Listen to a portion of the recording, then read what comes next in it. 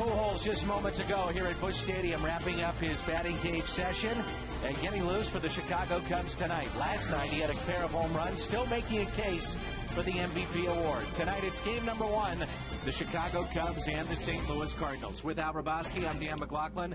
Not many games left in this season, just 21, Al, and 12 of those 21 with Pittsburgh and these Cubbies. Well, the Cardinals need to start beating clubs that are sub 500. You know, Cincinnati is trying to give the Cardinals a chance, so you must win, and they played 21 in a row. One of the best pitchers down the stretch for the Redbirds has been the rookie, Jaime Garcia.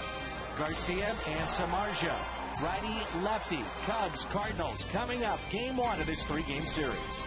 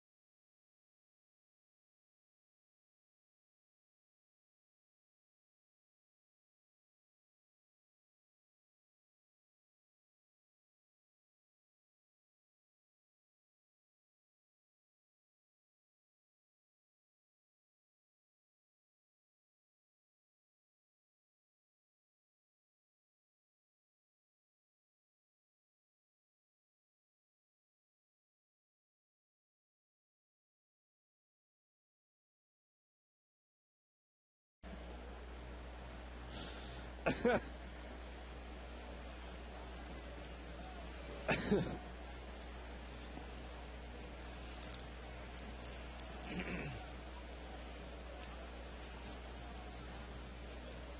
your boom down a little bit, Al. Mike.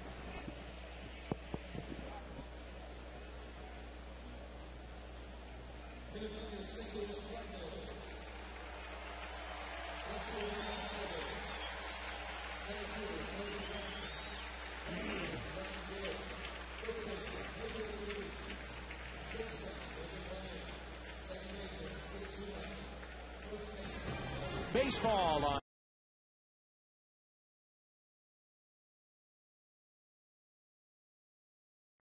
Auto Centers, #1 for quality tires and expert auto service.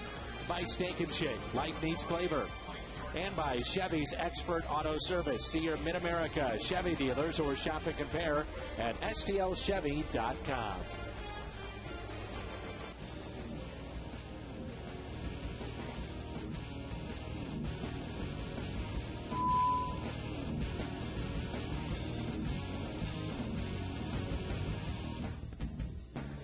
Back home in St. Louis, Matt Holliday with his young son.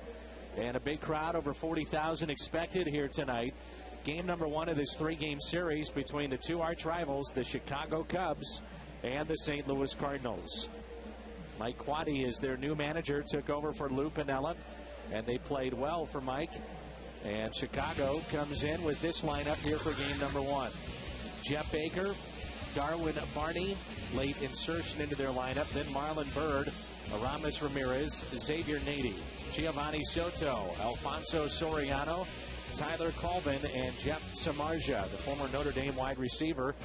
And they'll get one of the top young lefties in all of baseball, one of the top young pitchers in all of baseball, and our Marshall Wireless Sprint starter, Jaime Garcia. Jaime's had quite the year for a rookie. He leads all National League rookies with 13 wins, winning percentage, second in strikeouts, innings pitched, and ERA. And he's a ground ball specialist.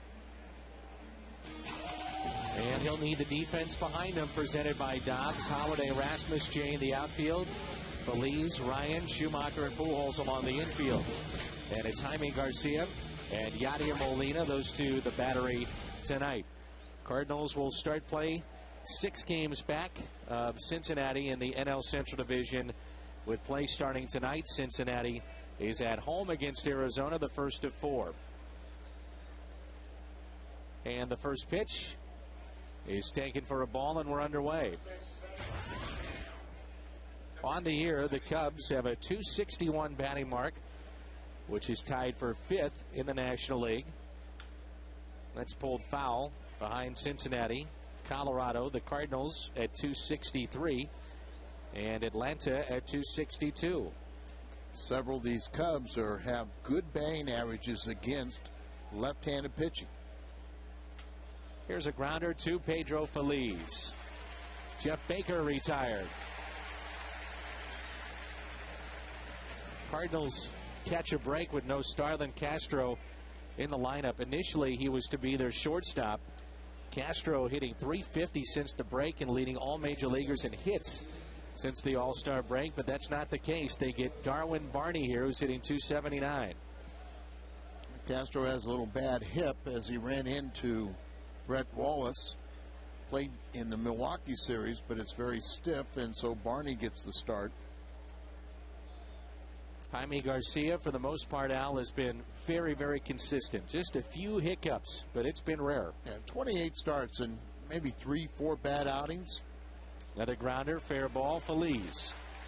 2 outs. Good start here with a couple ground balls. And it brings in Marlon Byrd, who has been a nice free agent pickup in the offseason, signed a 3-year deal with the Cubs. In there every day at center field. He's had the most hits he's ever had in his career this season, surpassing last year's total of over 150. And on the season right now, coming in at an even 300. He's been a good pickup. And 371 tops in the National League when hitting off of left-handed pitchers. And he hits a fly ball into shallow right. John Jay over near the line in fair territory and puts it away. 6 pitches. 1, 2, 3 go the Cubs.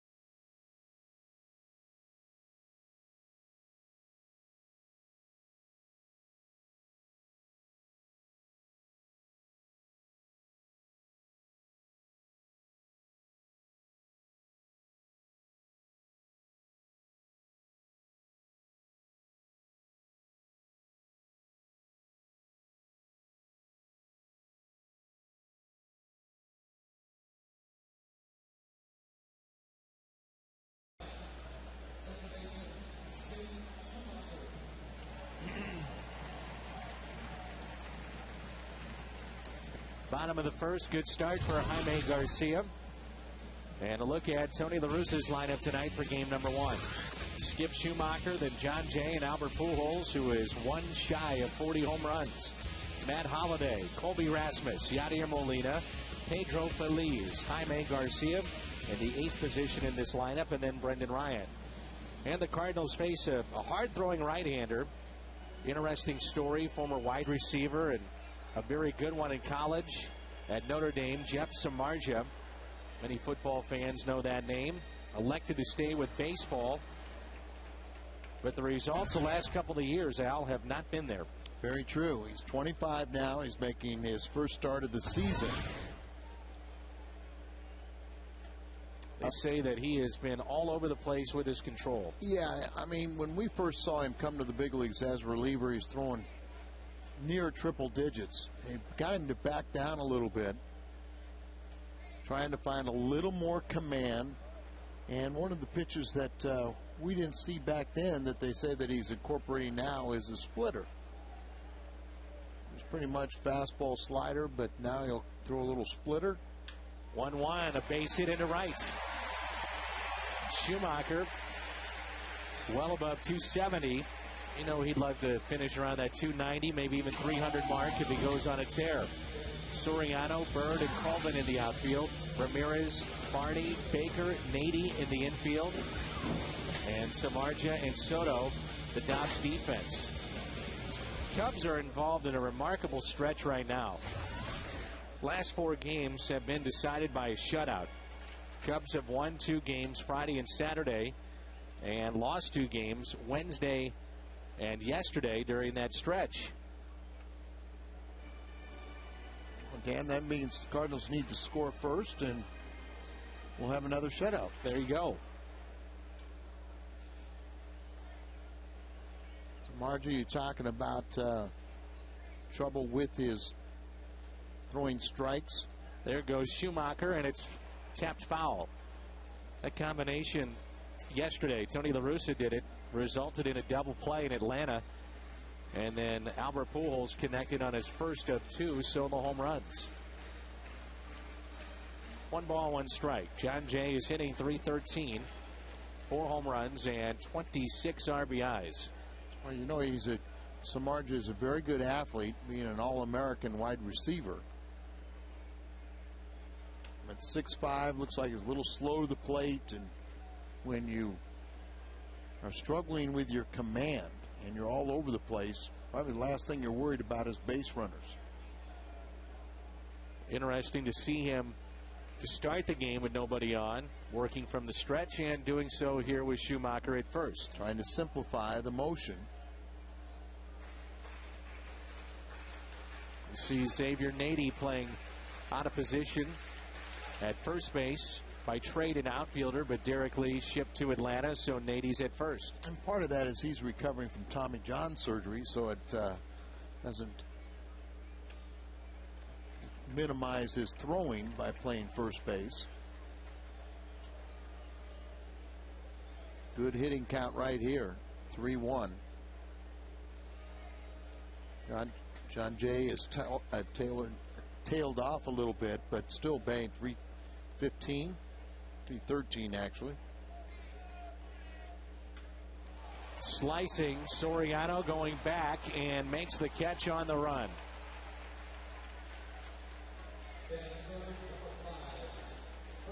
Samardzija and our Toyota keys to the game, and he'll face Pujols here as a starter. And this is in his career, 0-2 with a high ERA in 8 1/3 innings. 351 opponents hitting against him. And now he'll get Pujols, who's one shy of 40 home runs. Albert also went over 100 runs scored. He's done that 9 of his 10 seasons, 10 years straight. Start his career, he's had 100 RBIs. 1 out and a runner at first. Pujols hit 321 on the road trip, and the rest of the team only 240. And he also set another franchise record with his 38th multi-home run game that passed the great Stan Musial. Runner Runner at first and one out, no balls and a strike. Cincinnati, as you see at the top of your screen, will be floating some of those key games out at you. They've jumped out to a 5-2 lead. Diamondbacks have lost 7 of 8. They were just swept in Colorado. You see the great numbers for Pujols in just 9 games against Chicago. There's a high fly ball out to left. Soriano makes the catch. That's a big league pop-up right there. Sure is. Just hope Albert just doesn't try to push it a little bit, trying to get to 40. Just let it happen.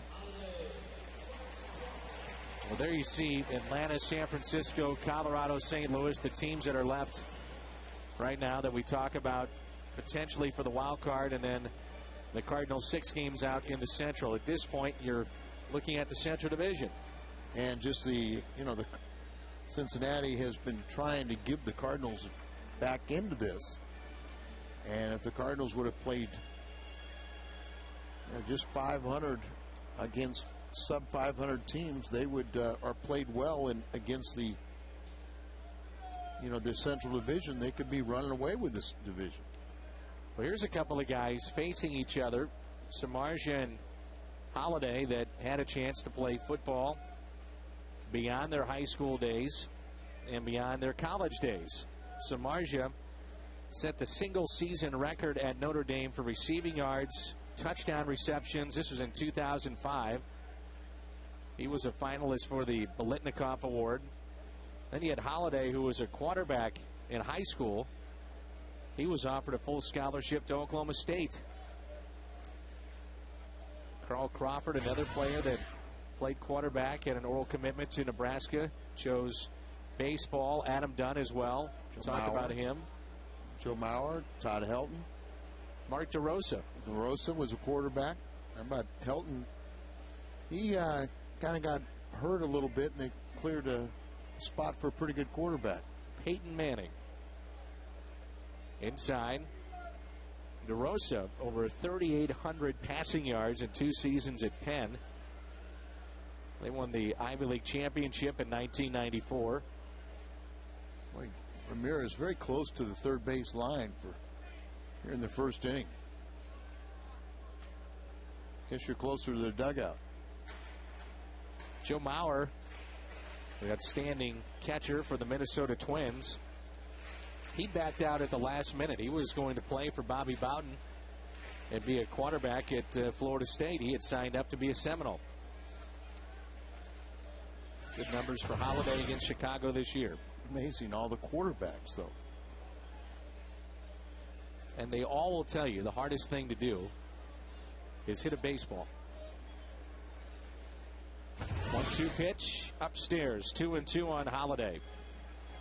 And Sam Bradford probably this morning felt like I wish I could hit a baseball. His arm may have been a little sore too because what, 55? 55 attempts. Impressive. First game, and sure he'll get better. Left side and a base hit. Off the glove of the shortstop. Remember, Castro is out, so it's first and second with 2 down.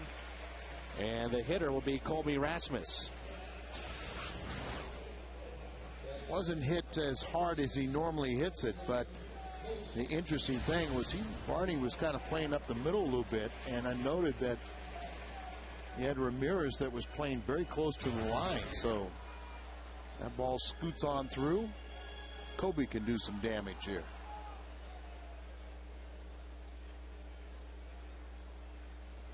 This will be pitch number 17 of this first inning. Our buddy B.J. Rains sends this along. He has a story on FoxSportsMidwest.com right now that Rasmus and Pujols have talked about the recent situation of Colby maybe asking for a trade, and Colby said that wasn't necessarily the case, but you can read about it right now at FoxSportsMidwest.com. Quote, water under the bridge, according to Colby Rasmus in his conversation with B.J. Rains. FoxSportsMidwest.com. And a strikeout of Colby Rasmus. Cardinals strand 2, and we played an inning. The great rivalry, Chicago and St. Louis.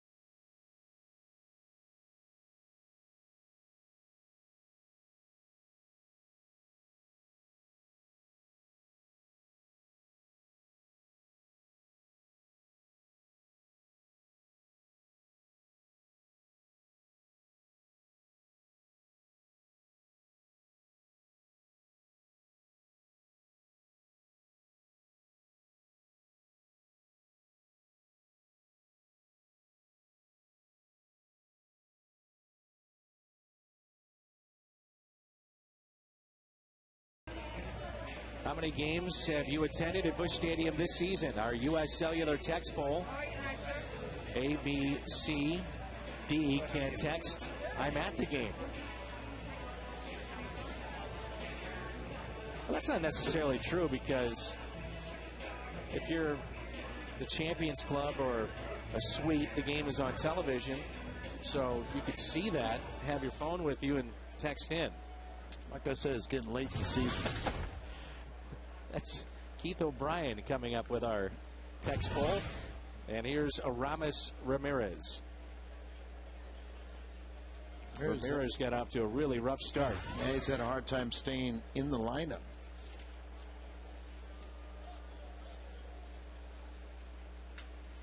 There's a base hit out to left. Holiday hustling over. That'll be off the wall. Tried to cut it off, and Ramirez on his way into second base. No one is there, but Pujols is backing up.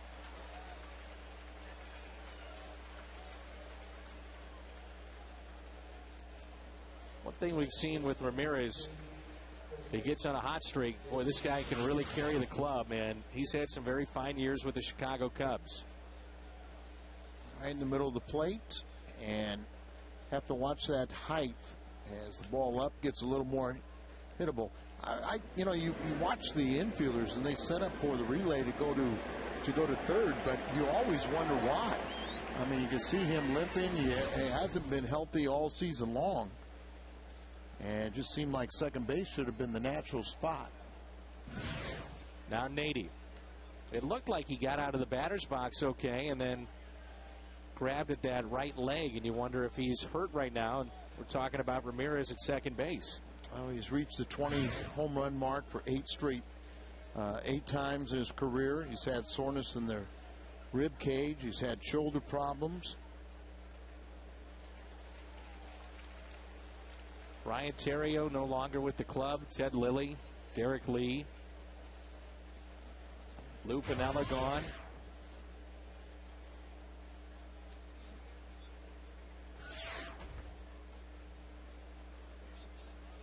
Folks are talking about Ryan Sandberg potentially being the next manager of the Chicago Cubs, but Mike Quade is having a say in that. Cubs have actually played pretty well for him. Sure have. Quade is from Illinois and really has done a very nice job at the helm. From Evanston, Illinois, and he is the 6th Cubs manager born in Illinois. He's paid his dues, hasn't he?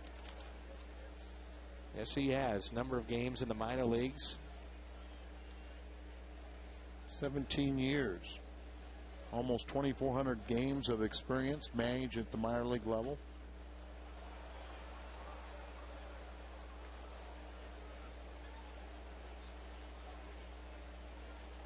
Nady, the former Pirate, Padre, Yankee, now with the Cubs. It was just last July that Nady had his Tommy John surgery, so it's been kind of a situation where he hadn't gotten a lot of playing time until after the Derek Lee trade. A 2-2 pitch. You might see, Colvin might move into that first base spot, but it makes sense with Nady recovering, really not able to throw on a consistent basis, to move him over to first for the shorter throws.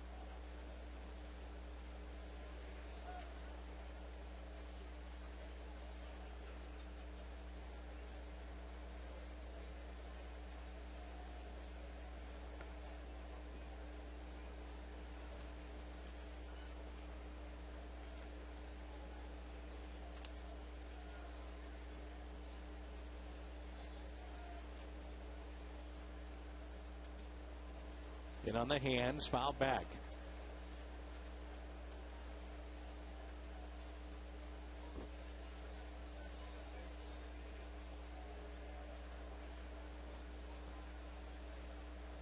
Took all the 6 pitches in the first inning for Garcia to get 3 outs, and this is the 6th pitch in this at bat alone to Nady.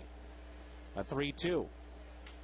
And a grounder hit up the middle. Taken there by Schumacher across the way, and safe at first as Pujols was off the bag. An infield single, or it should be. Ball bounced up the middle there. You thought with Schumacher's fine throwing arm that tried to maybe rush the throw, was offline. It is scored a base hit. Wasn't hit particularly hard, and throws on the run, off balance. Nice play by Albert. You've got to come off the bag at times, and he tries to sell it to the umpire, but clearly he's off the base when he fields the ground ball. So runners at the corners and nobody out. Here's Soto, and a base hit to left, and the Cubs lead it 1-0 here in the second. Giovanni Soto hitting .355 against lefties this year, 3rd best in the National League, and he picks up the RBI, his 52nd of the year. Another ground ball, and you're looking for a double play, but this one goes through. And I mentioned before that several of these Cubbies have very good numbers against left-handed pitching. Matter of fact, Al, the Cubs as a team collectively hitting .288 against left-handed pitching this year. Alfonso Soriano has a home run in 3 of his last 14 starts. Takes one in the dirt. 9 straight years with at least 20 home runs. One of only 5 players to reach the mark 9 seasons in a row. He's picked it up a little bit as of late, too. 37 driven in his last couple of months of play. And that rare combination of speed and power. He was the fastest, quickest of any player in history to get to 200 home runs, 200 stolen bases. 929 games, that's it. 7-time All-Star.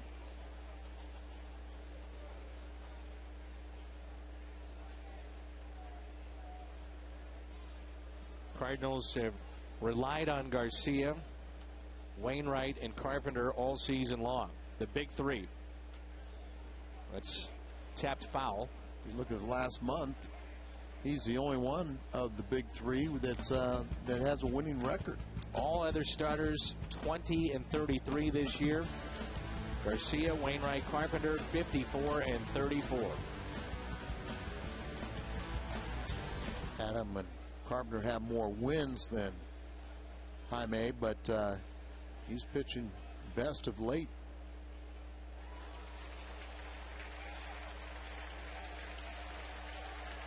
Strikeout of Soriano. Well, first out. Strike out a ton, and he'll chase a lot of pitches, but the ball just jumps off of his bat. It's such a lively bat. But if you can get ahead of him, you can expand the zone and let him get himself out. About the last time we were in Chicago, Colvin wasn't batting eighth. He was in the leadoff spot and hit the first two, home runs of his career to lead off a game. And now it's one out, 2 runners on. Jammed and fouled back. Tyler Colvin, their 8th place hitter, is hitting .251. 19 home runs. Slight chance of equaling Billy Williams' rookie record for a left-handed hitter. 25, I think it is. 25. He did that back in 1961. Matter of fact, Colvin is homering every 18 at bats.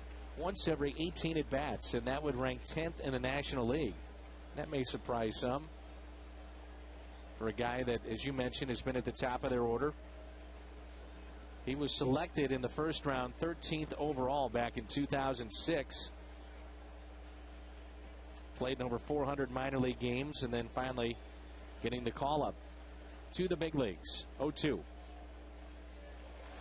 Back-to-back strikeouts.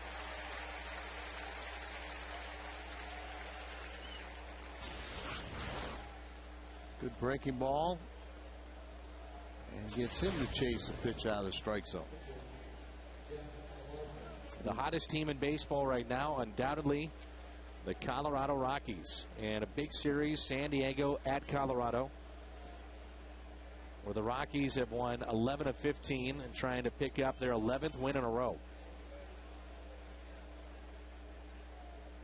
The Rockies may just come out and win that West Division. They're only a game and a half out. And the National League Player of the Week is Troy Tulowitzki. Now, he's had 8 home runs in his last 11 games alone. He's got a few RBI base hits in between. Samardzija past Schumacher and a base hit. Throw to the plate, 1 run is in, 2 runs score, and it's 3-0 Chicago. Jeff Samardzija helps his own cause with a base hit. May have broken his bat, 2-run score. His first hit of the year. Only his second RBI of his career.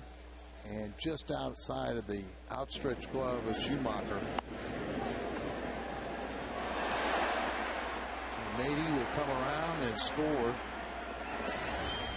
And when you thought you were going to get out of this thing with just 1 run scored,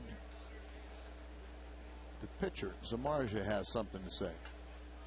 Ground ball to Schumacher. Force play at second. Big inning for the Cubs. They get 4 base hits. They score 3 runs. We're at Busch Stadium, the start of a homestand here tonight. And Chicago on top.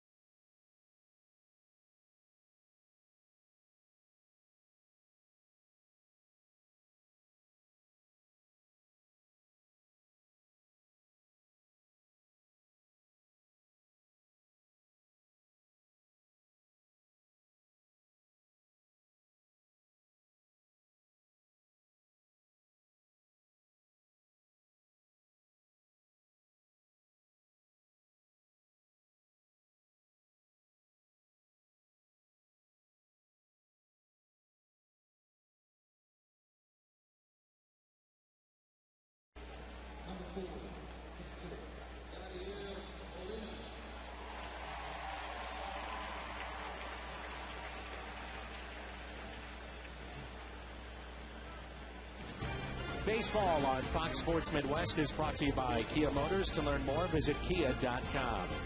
And by Jack in the Box right now. Go to Jack in the Box to try Jack Snoop Pastrami Grilled Sandwich at participating restaurants.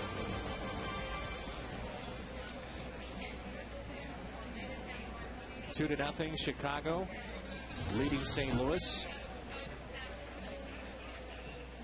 This is one of the Cardinal team stores here at the ballpark, and it should remind folks that our buddy Pat Daly of Cardinals Authentic stopped by the booth.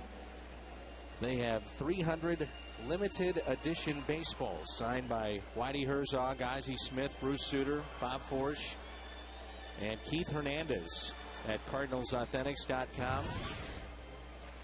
They've got some really neat pieces, some unique pieces just for Cardinal fans, so you can go online and check it out, or here at the ballpark in the Ford Plaza. Yadier Molina will lead it off, and it's 2-0 Chicago in the Cardinals' half of the second. Molina, Feliz, and Garcia.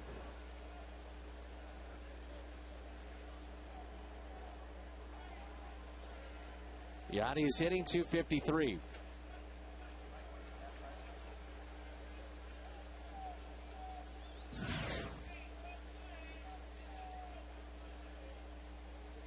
Phillies in the National League East, a lead of one game. Cincinnati up by 6 on St. Louis in the Central. San Diego, San Francisco atop the West, and Colorado a game and a half out. 3-0.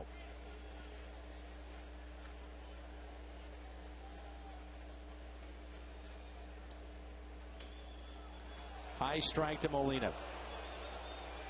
You can see Samardzija really has a very short delivery. As a guy that's struggling trying to have command, you try and simplify things. Don't have all that wasted movement, all the throws wind up over your head. Just make it very simple. You actually try to get him to back down on his velocity to give him better command.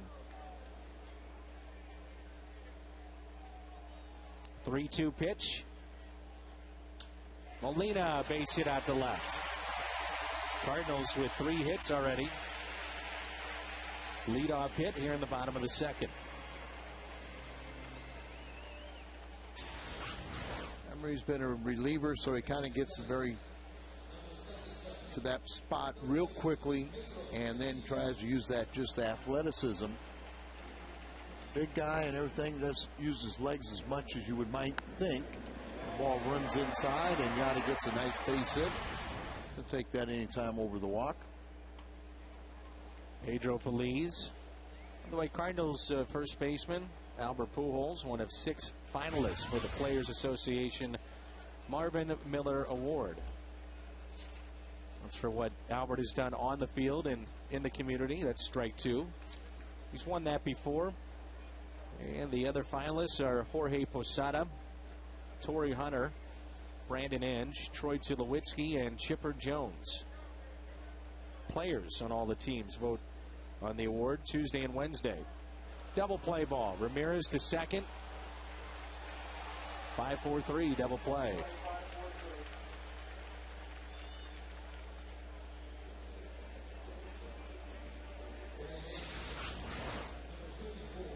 Yanni trying to get there as quick as he can to disrupt that return throw to first, but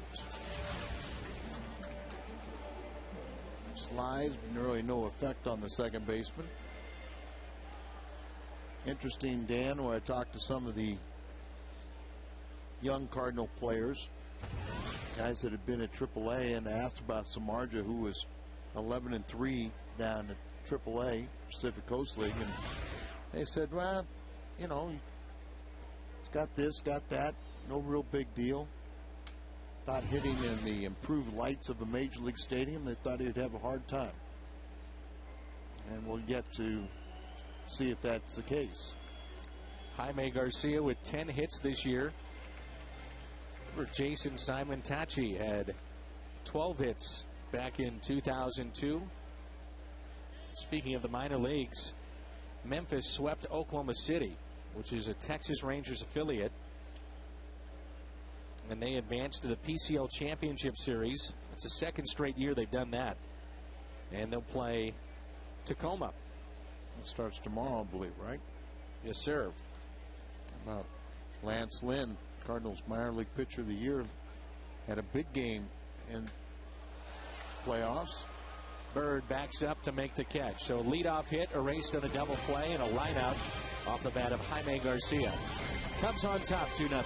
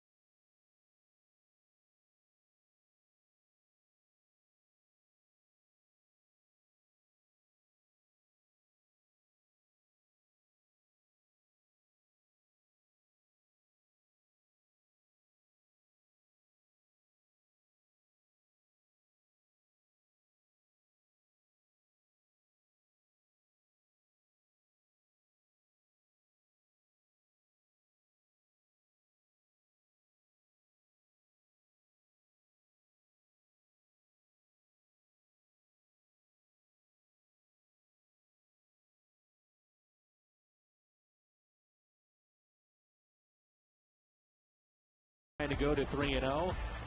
San Diego State led by Brady Hoke, who was at Ball State a couple of years ago, and they had their remarkable run. San Diego State from the Mountain West Conference, and we've got Missouri pay-per-view this weekend. Call your local cable provider or visit foxsportsmidwest.com. And that will be at 6 this Saturday. First pitch, base hit into center field for Darwin Barney. Jim Hayes has joined us with some of the news of the day here at the ballpark. And let's start with the lefty, Trevor Miller. Where does he stand right now? Trevor Miller has been dealing with a muscle strain in his pitching elbow. Through a bullpen today. He actually was listed with the available players. Tony La Russa said probably won't use him until Wednesday. Trevor says he feels good. They did a good job of treating it, and even though there was a flare-up when he was on the road, he flew back to St. Louis, had the MRI that uncovered the strain. He feels like he'll be fine, Tony says, starting Wednesday. Jim and Dan Hyatt, who works in our truck and on our staff, put together a feature on Trevor Miller before our first pitch tonight. And hopefully folks got an idea of that feature, just what a pro's pro he is, what a good guy he is, too, and helpful for the young guys out there in that bullpen. He really is a leader in that bullpen, and he is a wealth of knowledge. And Alan, especially there's so much downtime in the bullpen. To have a guy like that who's willing to share, that's a huge plus for any team. It's a plus to find a veteran guy that wants to concentrate on the game instead of the games that are played in the bullpen. Some hijinks out there. 0-1 pitch, 0-2. Trevor Miller's been on, well, with 6 different organizations, number of different teams for the minor leagues. And he came up back in 1998, as you see Marlon Byrd, 369 against the lefties. He's really pitched well in his 2 years here. He's also been some of those organizations more than one time, so a signal of the never burning bridges. Tampa Bay and Houston. Tampa Bay, by the way, with Price on the mound against Sabathia. New York and Tampa Bay, 1 hit aside. That's a great matchup there. Trevor told me that the treatment included a lot of ice, some stim, and he took the opportunity to run. You know, he's a big-time runner. He ran about 15 miles.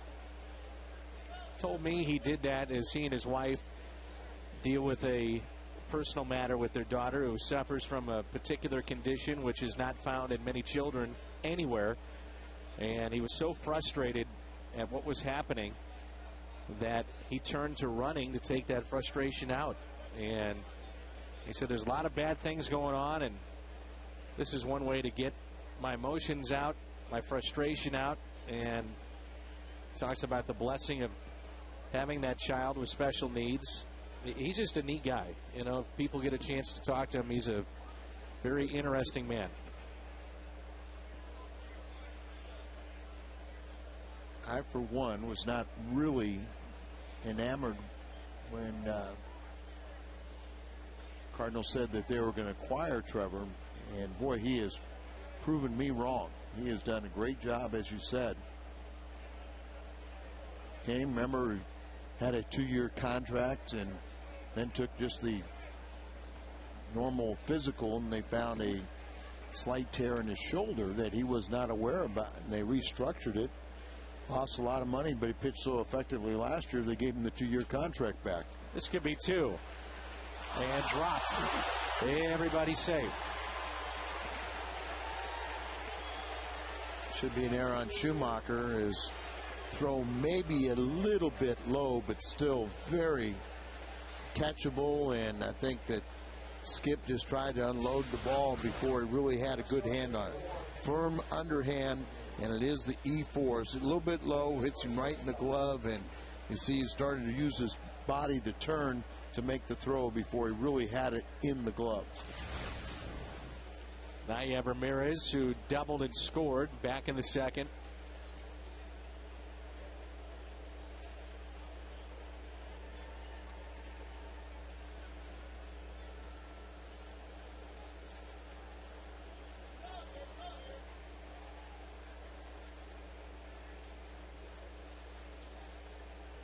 Molina, being the veteran that he did, went out to settle down Garcia.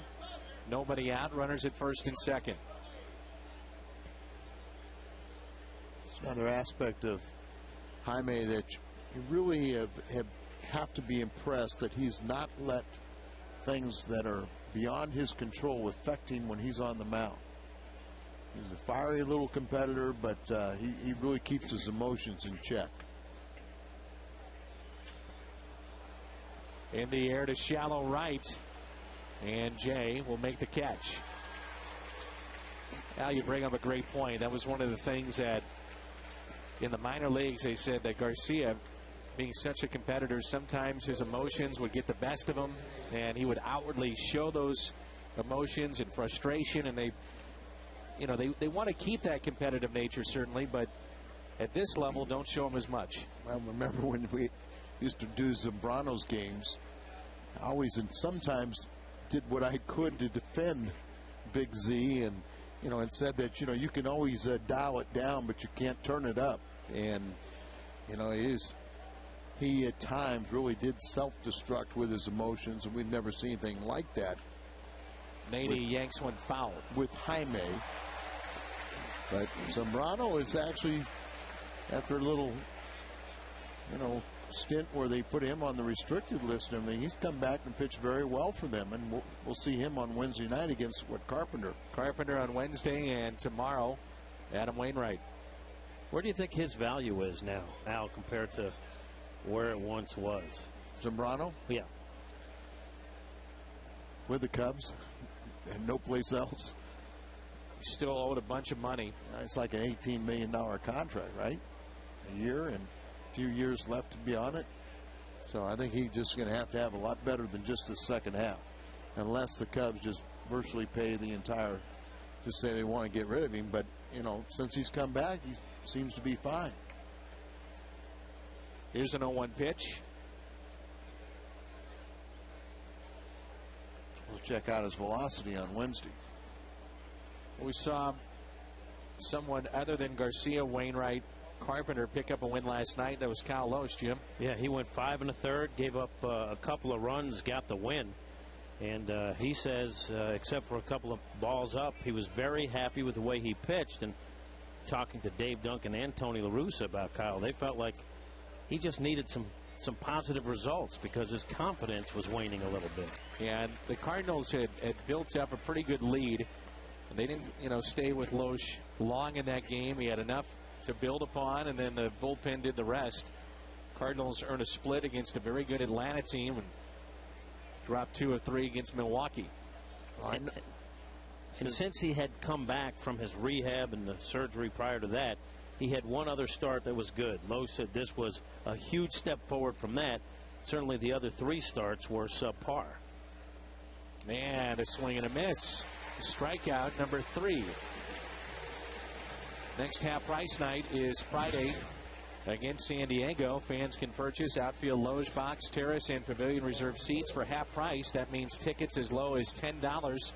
See the Cardinals and the Padres. Get your tickets right now at Cardinals.com. And this Friday is also a giveaway.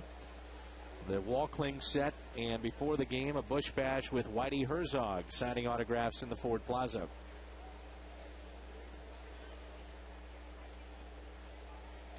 They do a good job of getting former Cardinals out there to sign. That's a good one, Whitey. Hall of Famers out there. They've had Ozzie, they've had Red. Now Whitey Herzog this Friday.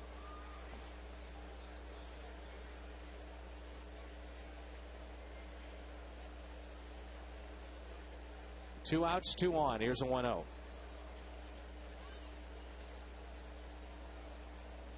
I heard the final Friday they're trying to negotiate with Jim Hayes, but he's still looking for his police escort.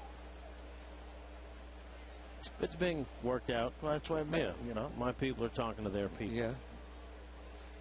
I don't know if it has to be a police escort. Well, maybe a Girl Scout and a scooter. Maybe it was a Joel Goldberg escort. Our buddy Joel Goldberg, he has to be escorted all around the Royal Stadium, the K, with police officers because he's so popular over there. Yeah, I don't have that problem now.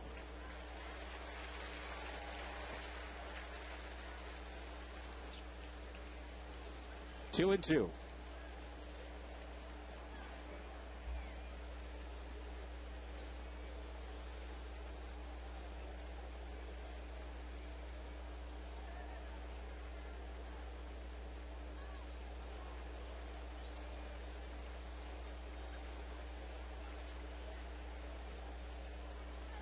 Runners off with this pitch on 3 and 2. 2 outs and a 2-0 Chicago lead.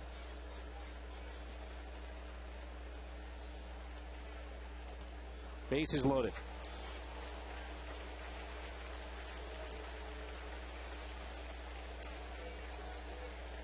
Trying to pitch around the air and get out of this jam. Bases loaded, 2 outs. And you get Alfonso Soriano. Soriano struck out his first time up. Real interesting is, can you get a couple strikes on him and let him expand the zone? Time is called. He owns 4 grand slams in his career. 86 RBIs with the bases loaded.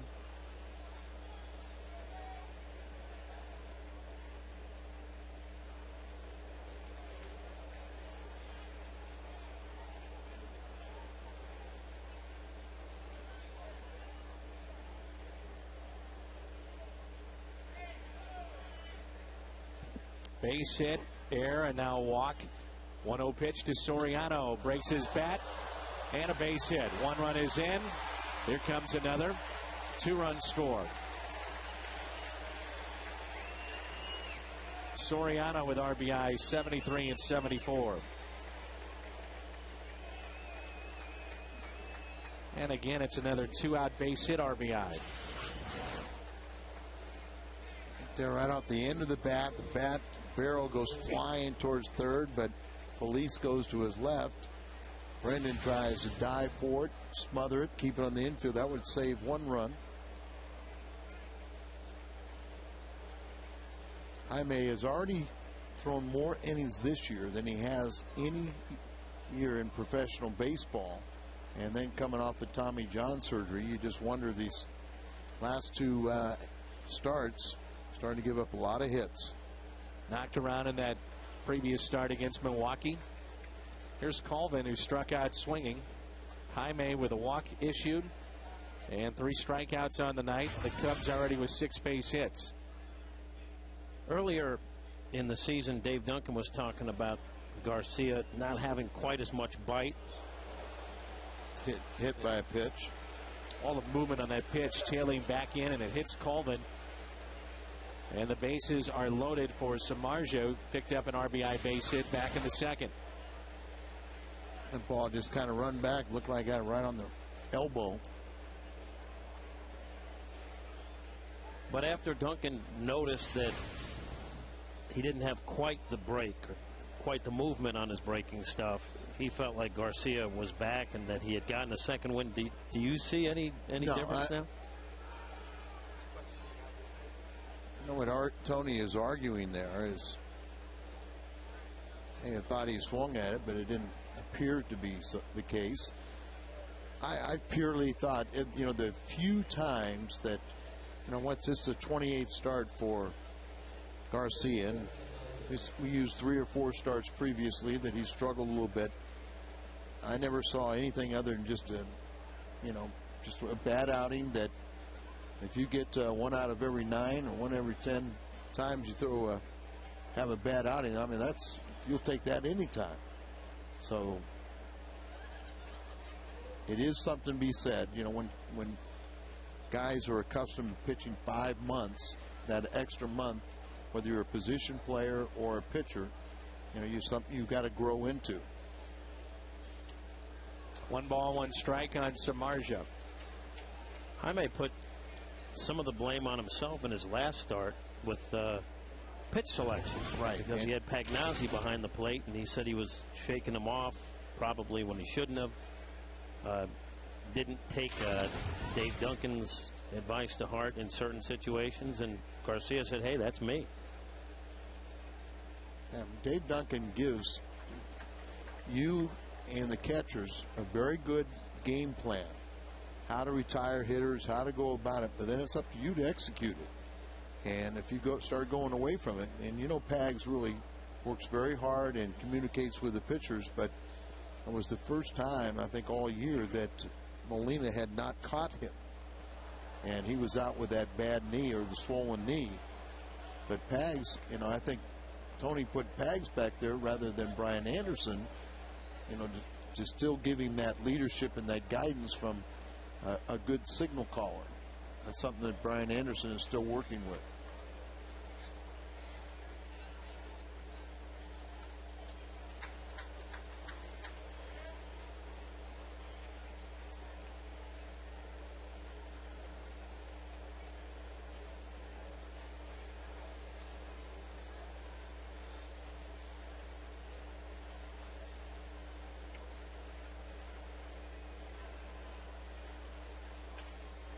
Little chopper. Belize. Cubs strand the bases loaded, but they have 6 hits. They pick up 2 more runs midway through 3. It's 4-0 Chicago.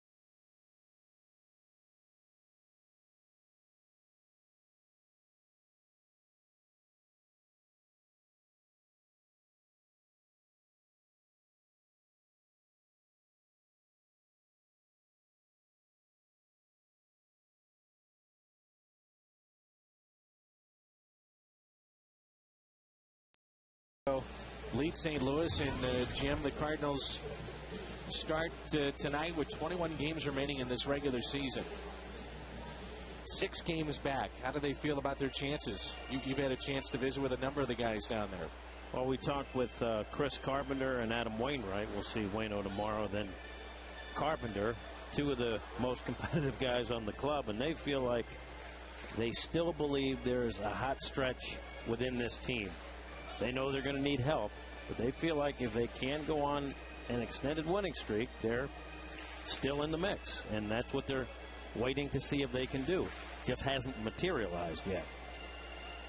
Cardinals came back from the All-Star break. Remember, they had the 8 with the Dodgers and Phillies. They won 7 of 8 against, at that time, 2 of the better teams in the league. The Phillies very well could go to postseason play, and the Cardinals right now 6.5 in the wild card back and 6 in the Central.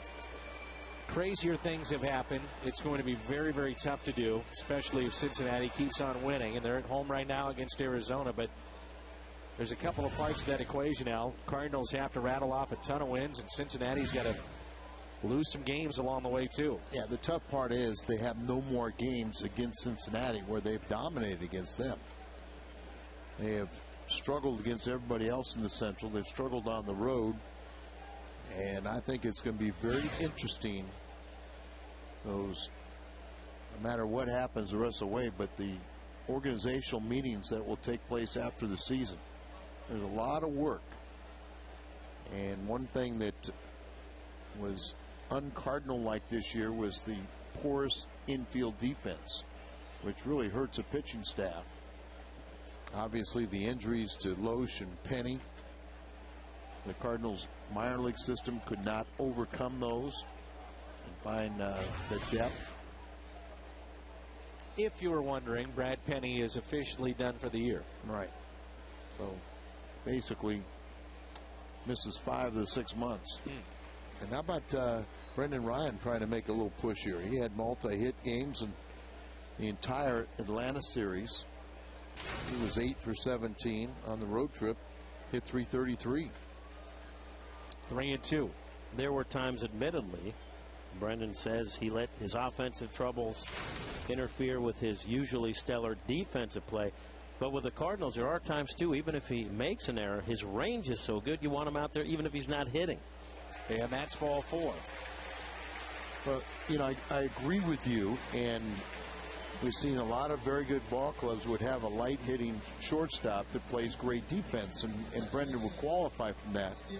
But the problem is you just don't have the consistent offense around him. You know, there's Mark Deshawn. I was talking to Tony, so I said, he said, yeah, Mark knows everything now. He said, Mark knows everything. And I said, oh, he's probably qualified to be a broadcaster. And he goes, no, maybe a columnist. The DJ, who been a coach here in the big leagues under Tony, has also been a minor league manager, but now he's a roving instructor throughout the system. Here's an 0-1 pitch to Schumacher. Slowly hit to the right side and taken there by Jeff Baker. Skip retired, 1 for 2, and it brings in John Jay.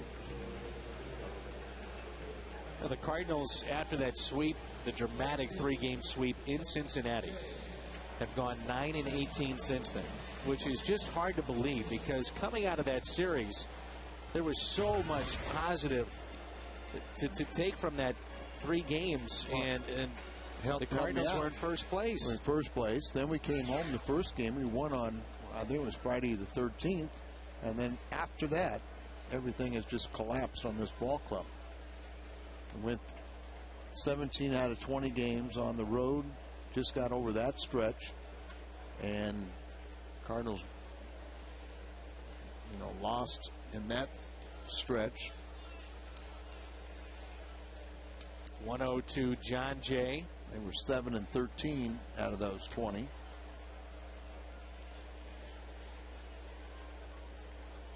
You kept talking about it, Al, that could be a make or break road trip, and in many ways it was. Still not done yet, but that was road trip against Pittsburgh and Washington. You're thinking you're going to get more wins. Jay is out and brings in Pujols. Visit the official online shop of the Cardinals at Cardinals.com. Browse the largest online selection of authentic team gear, including caps, t-shirts, jerseys, collectibles, and more. Get your team gear straight from the source. Shop Cardinals.com. And you guys were talking about it earlier, but the Cardinals are a different team when they're playing a plus 500 team as opposed to a minus 500 team.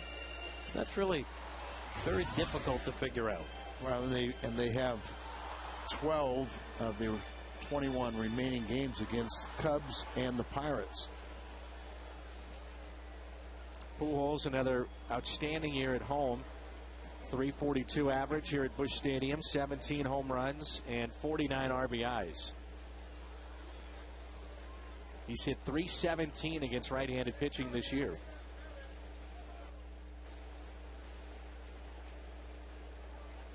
Four-run lead here. There's no reason not to just play old-fashioned hardball and challenge Albert. See if you're good enough.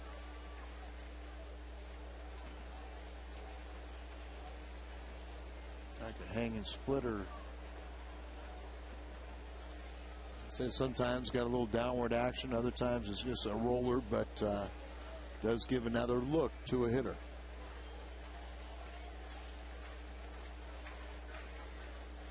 Last start was in 2009 at Milwaukee for Samardzija. And where the difference between Cincinnati and St. Louis is the Central Division. The Reds have 42 wins, and the Cardinals have 34. Cardinals 34 and 32 against the Central. Pujols fouls it back right below us. What a nice catch by a Pujols wearing jersey fan. Cincinnati is also above 500 on the road by 4 games. Cardinals 31 and 43 away from Busch Stadium. Reds had a much better record on the road, but that's been collapsing to only 4 games. They were over, I think at one time they were like 12 games over 500. Reds have given the Cardinals their chances. 2-2 is pulled foul. So since August 2nd, see what the Cardinals have done against Cincinnati, and then the others in the Central, 4 and 13. Just seemed like the Cardinals geared up for those games against the Reds, and the ERA a big difference too, nearly 3 runs higher. 2-2 on Pujols.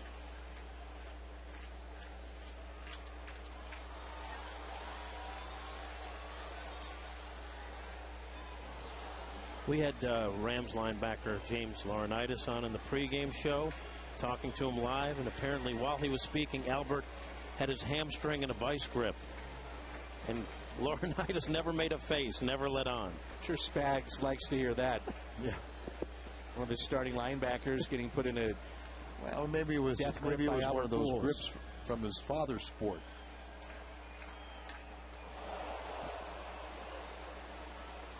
Professional wrestler. Joe was Animal of the Road Warriors. Laurinaitis. Yeah. Yeah, his dad. It's kind of a different shoulder pads. The Animal wore. Those were more for show. But I tell you, when those guys came into the dugout, Joe, the father, got just as much reaction as James did. 2-2 to Pujols. Wasn't it Eckstein was the big wrestling fan? Yeah. Over the top, actually. Also Idol. That and Idol. All reality television. Bachelor pad. Consecutive 30-plus home runs and 100 RBI seasons. Jimmy Fox, A-Rod, and Pujols. Stays away. Well, you're one swing of the bat from being right back in the game. 2 runners on, and here's Holiday. That's why we say that you go right after Albert Pujols. There's 2 outs. You attack him. He can't, he can only cut the lead in half. But now Holiday can make you back, put you right back in the game. Holiday singled his first time up. He's at 26 home runs. 91 RBIs. Last 3 years, you get the look at what Holiday's done, and very, very consistent.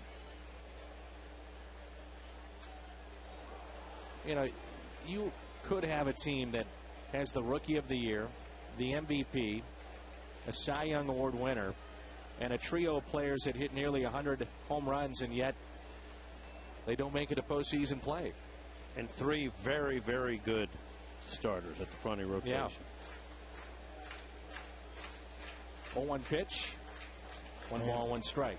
And if the Cardinals don't win it, it's going to be hard for any of those 3 to be the award recipients. If they don't go to postseason play, that's going to knock out. A lot of voters are going to say, you know, you can't be that valuable if your team didn't get to postseason. Which then, if you're looking at the MVP, you think about Votto and Carlos Gonzalez, and we talked about it on Friday night. The splits for Gonzalez away from Coors Field, not even close to what he's like at home. And the Reds, first time they can make it into postseason play in a number of years, and Votto had a big hand in that. Right, and that's hurt a lot of former Rockies in the past, those splits. Albert currently leads the National League in home runs and RBIs, but 6th in batting average. And he needs a little help from his teammates. 1-1 the count on Matt Holliday. Trying to pick up home run number 27. Wouldn't that be nice? A little bit low, 2-1. Reds have added to their lead. Top of the 7th. It's 6-2 over Arizona. Phillies winning big, 11-1. Batting in the 7th. Down in Miami. And Atlanta has a 4-0 lead in the. Holliday hits it down the right field line. It's slicing and foul. Bronson Arroyo is going on 4 days rest. Let's start for Cincinnati.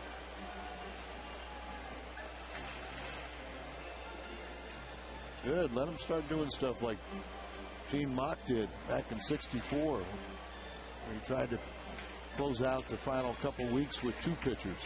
Phillies had a 6.5 game lead with 12 games to play that year. That's all you have to remember. But you got to win your ball game.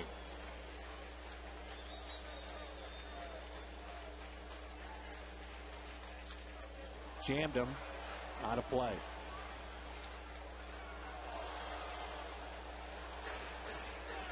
Samardzija has been around that 93, 95 mile an hour mark. And when he first came up, he was close to triple digits. Correct. But he was a reliever then, and they're saying this is by design. And, you know, we know Dave Duncan preaches that same, to drop down a few miles, you have better command, more strikes. Just off the plate.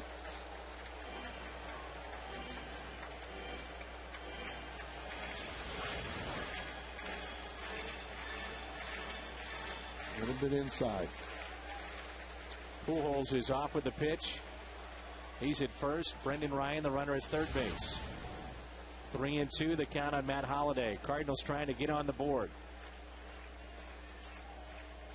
And he walked him. Bases loaded for Colby Rasmus. 3 walks in the inning. Saw right there, you know, it was supposed to be a pitch inside. It was down and away, and Larry Rothschild will be out to turn to his young right-hander. Still only 25 years of age. I mentioned he was 11-3 at AAA this year.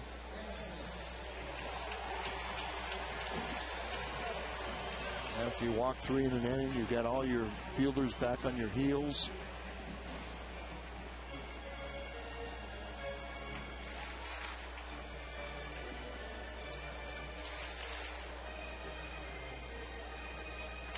Out of Maryville, Indiana, Jeff Samardzija.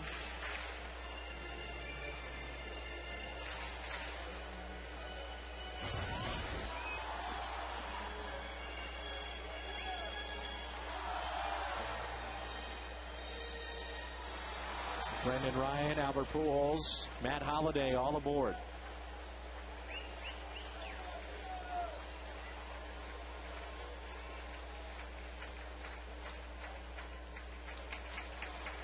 Something tells me they're not going to come inside on Colby. I was kind of aiming the ball. It may come inside, but not by design. Say, throw me a strike. High drive. Deep right. And it stays in the ballpark.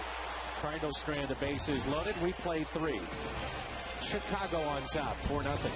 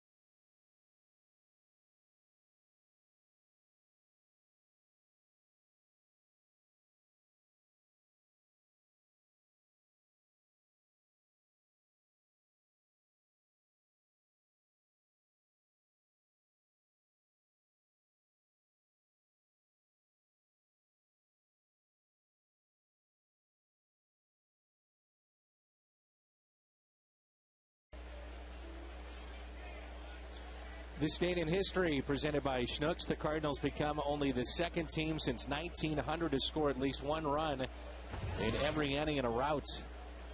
That famous year of 1964, which would be a pennant-winning year for the Cardinals. First pennant since 1946 that season. Feliz with it. And, of course, the Cardinals, a dramatic comeback in the division. They won the World Series in 7 games over the Yankees. Kenny Boyer that year, the MVP of the World Series in 1964. Captain. Played for Kenny Boyer. His first year after he retired down in Little Rock. A man's man. Boy, he was really enjoyed and learned a lot from Kenny Boyer.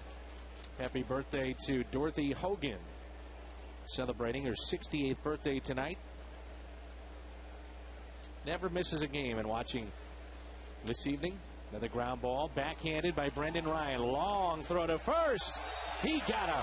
Pools with the pick on the other end.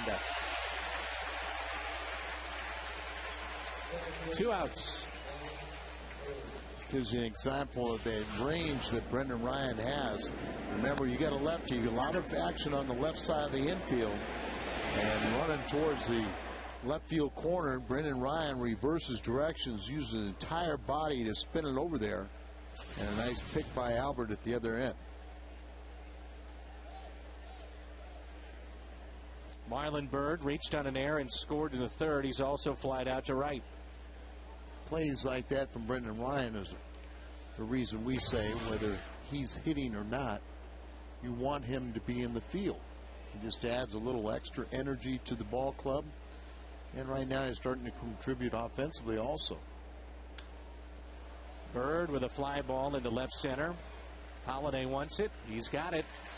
And the second 1-2-3 inning for Garcia. Yadier Molina leads it off when we come back.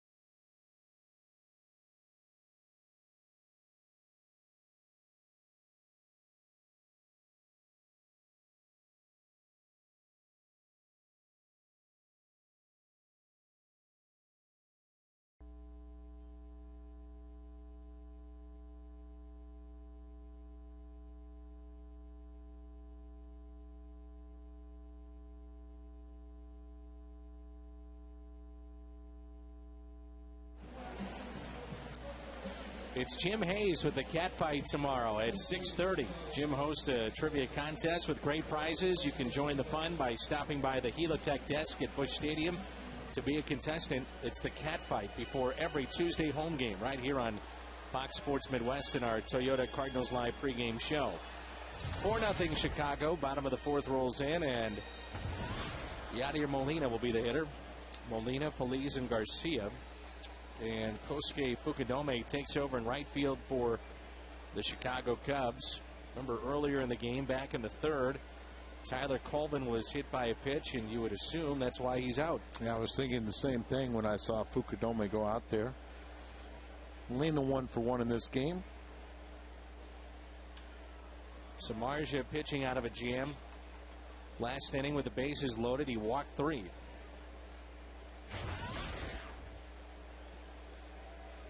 Samardzija announced that he would not go into the NFL draft and committed to a baseball career that included a 5-year deal. That's a base hit for Molina. Over to get it, Soriano. The deal, Al, has a no-trade clause and a club option for his 6th and 7th year. And it could be a total of $16.5 million before it's all said and done. He fell down to the 5th round. Look at that ball run up and in. And just fought off by Molina. Muscles it over the infield into left field for his second hit. And he fell to the 5th round. You have to think a lot of clubs didn't believe him. And thought he would, why waste a pick? He's going to go back to football. Left elbow contusion for Colvin, so that is the reason. That's where he was hit. Could be 2. Out at second. Double play. Second time Feliz is hit into a double play.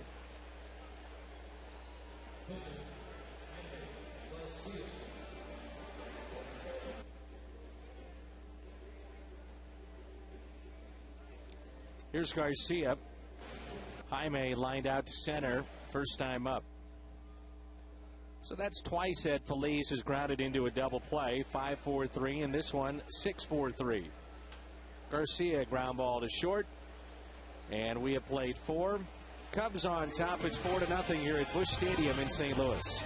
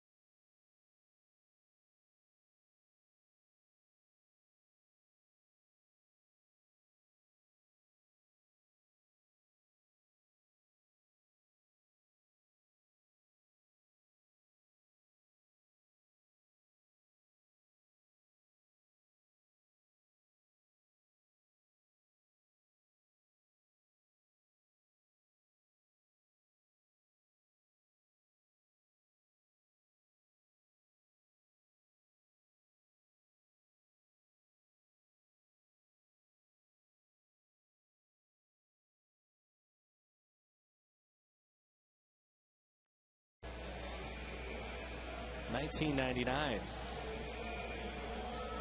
Cubs had a run under Lou Piniella. Of course, the Cardinals had a run under Tony La Russa. 2 separate times. Multiple years in a row. And We've got 10 hits combined in this ball game tonight, and Garcia and the Cardinals trailing 4-0.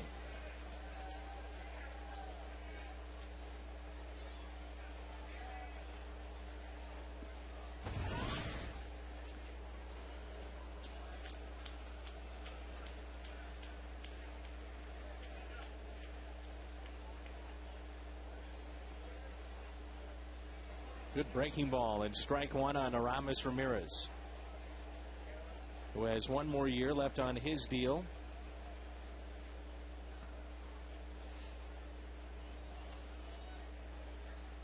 Ramirez, the former Pirate, and the 0-1 pitch. Another curveball, strike two. Saw earlier in the year with Garcia, Al, he had the ability of that breaking ball, which was thought to be his best pitch, wasn't working. He had other pitches that were fine at this level to get people out. One of those rare young pitchers that had both a very good curveball and slider. And then you throw the changeup with it, his ability to keep the ball down and keep it in the ballpark. If he gives up a hit, he could get a ground ball double play. Cards have not turned to double play tonight, but they've hit into two. It's sharply, and a diving stop by Feliz, and takes a hit away.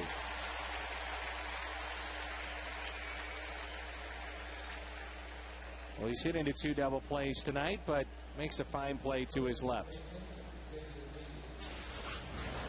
Well, it's so important if you got a left-handed starter that has a lot of breaking balls, you better have very good defense on the left side of the infield, because teams are going to be pulling that off-speed pitch more times than not.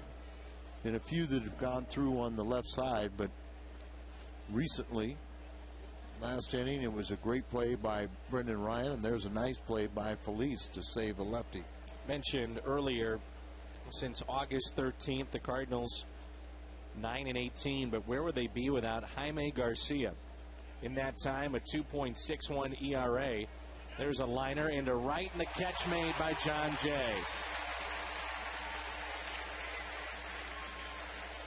October 1st, Cardinals take on the Rockies, support an amazing cause during Breast Cancer Awareness Month. 25,000 fans ages 16 and older receive a breast cancer awareness tote bag, courtesy of Fuse and Schnucks.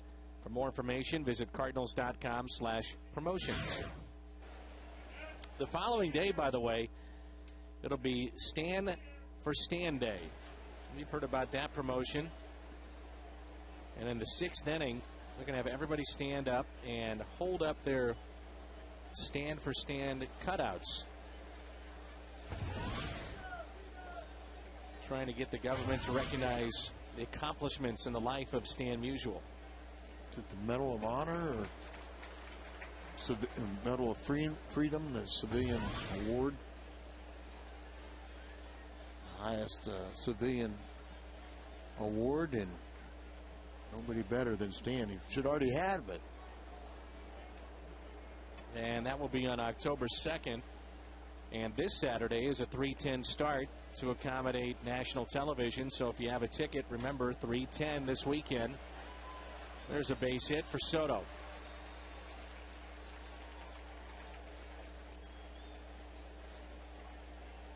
Two hits and a walk. Soto's been on base 3 times.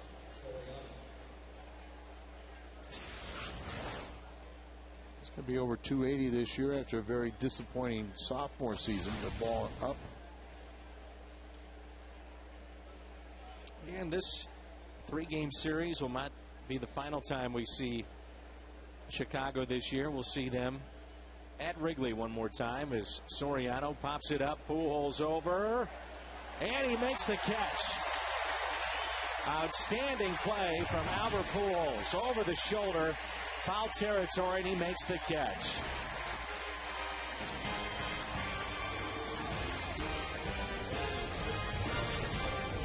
Four 4-0 midway through 5.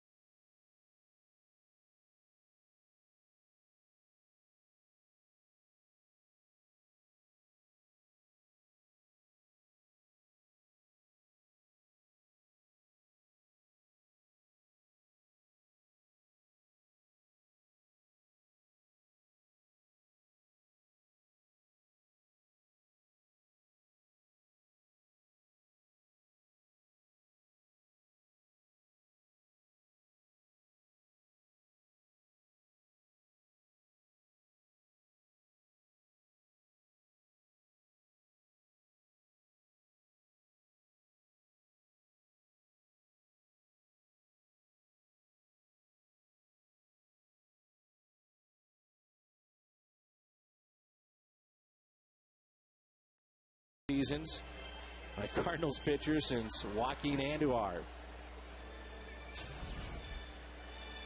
Always having fun in that dugout. Adam Wainwright with Skip Schumacher, one of his best buddies on the team. Andujar had 41 wins between 84 and 85. 20-game winner in 84, 21 and 85. And Wainwright still has a great chance to get the Cy Young Award, but he needs some more wins. Upstairs to Brendan Ryan. Brendan walked his first time up, left stranded.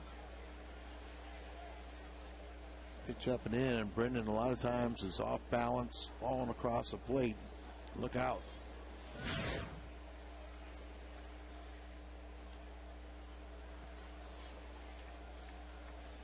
And then you get a pitch on the black on the outside corner. Up and in, and then down and away, right on the black.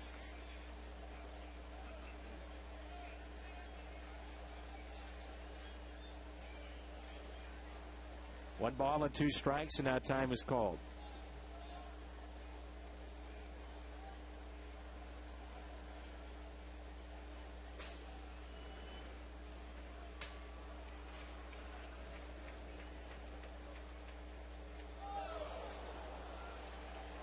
Ball 2-2. Running right in on him and almost offered at it, and start diving out of the way of it. Watch this ball just take off and run inside. Pretty athletic to throw your back leg back like that to avoid the pitch.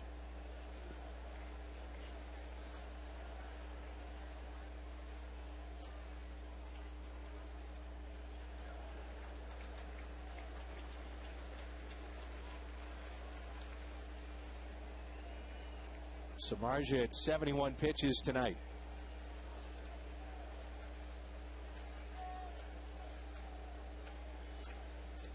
(3-2). That'll be caught by Fukudome.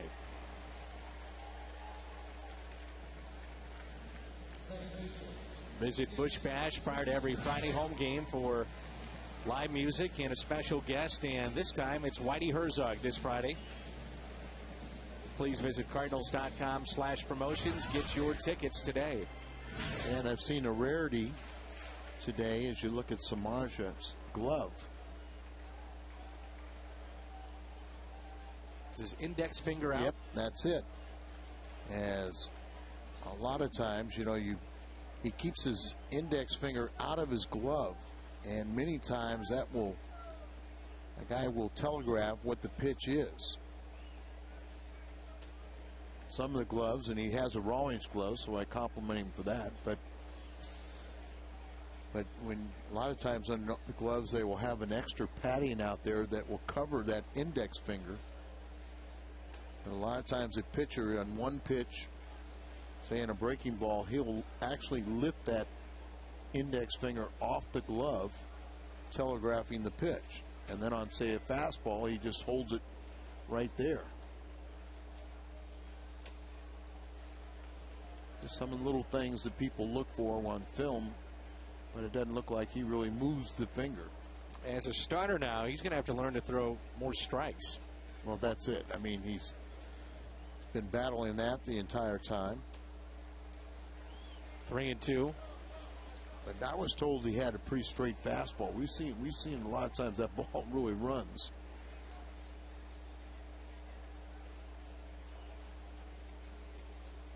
One out, nobody on, and a 3-2 pitch. Schumacher to first. Samardzija at the bag. Pretty easy play for a wide receiver. I was about to say, he's probably the easiest of any of the pitchers in baseball to get it to, and if it's in the vicinity, he's going to catch it. All-American at Notre Dame. Working on pulling up his legs, but just come over here. Easiest pass he's ever received.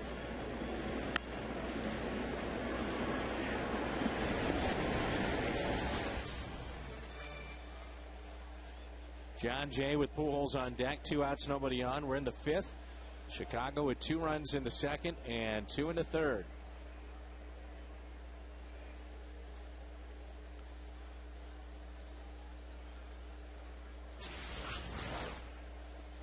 See, is he a quarterback? Got to get that pass up a little bit.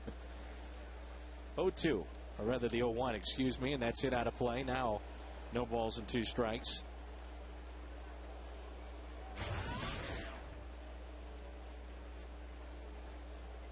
Cardinals, no days off from here on out, so we'll have San Diego in town. First of 4 on Thursday night. And then what should be an off day on Monday turns into a makeup game at Florida to begin a road trip. 1 game at Florida, 3 with Pittsburgh, and then the weekend set at Wrigley Field. 1-2 pitch. Only 2 scheduled off days in the month of September anyway. That's, remember late August we had 3 off days in the space of like a week. Yeah. Didn't need them all then. 2-2.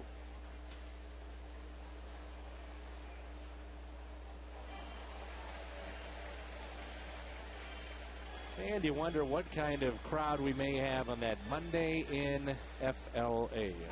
Well, we might have a few people there as they will be transitioning the stadium. That's right. They have Monday Night Football. That same. In the air, and it drops in front of Marlon Byrd. So base hit extends the inning to Pujols.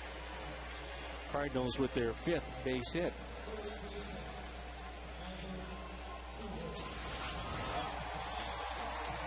Trying to get him to throw a strike. And it is. Been off the plate, close enough. You got to guard the plate, and you get a bonus of the line drive out to center if it falls in.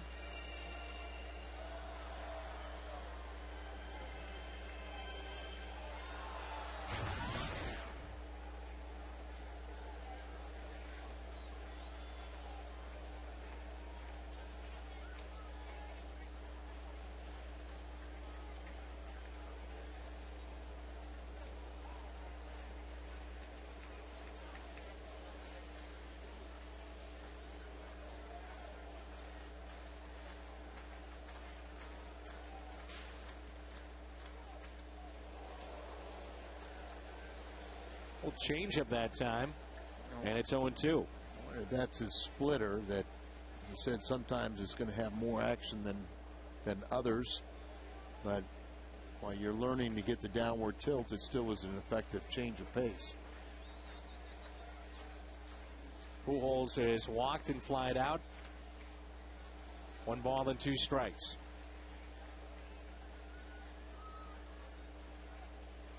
Now with 104 RBIs. 1 shy of 40 home runs.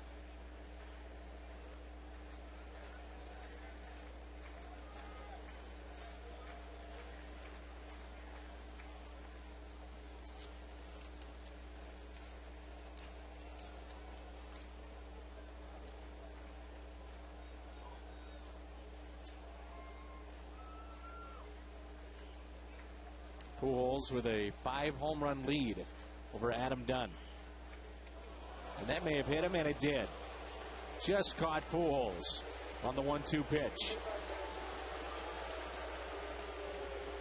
Pujols leads in home runs and RBIs in the National League. And he still is in the top 6 in batting. He's got the jersey. I don't think he got any part of the body, but another opportunity. The Cardinals this time's going to cash in with a 2-out base hit. Runners at first and second. Holiday has singled back in the first, and he walked in the third.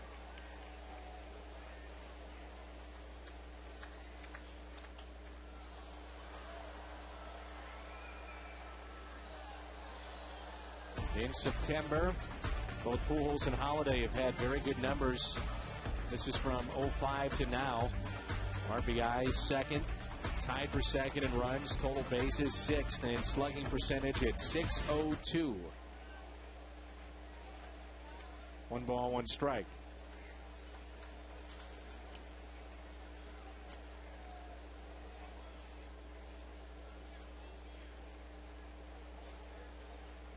Holiday hits .324 in September and October.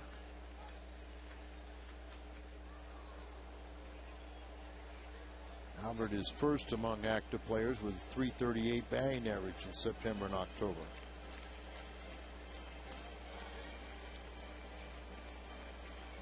Cardinals need something to get going here. We're in the 5th. They trail by 4.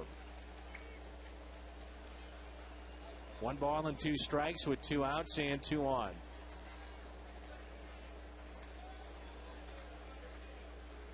Big gap in the left center.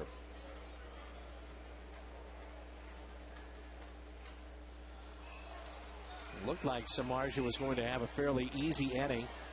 Got Brendan Ryan to line out to right. Schumacher grounded out. Jay then the base hit. Pujols hit by a pitch and a 2-strike count. And now Matt Holliday, 1-2. Dan here he is trying to get through 5 pitches, and he's already 90+ pitches, 5 innings.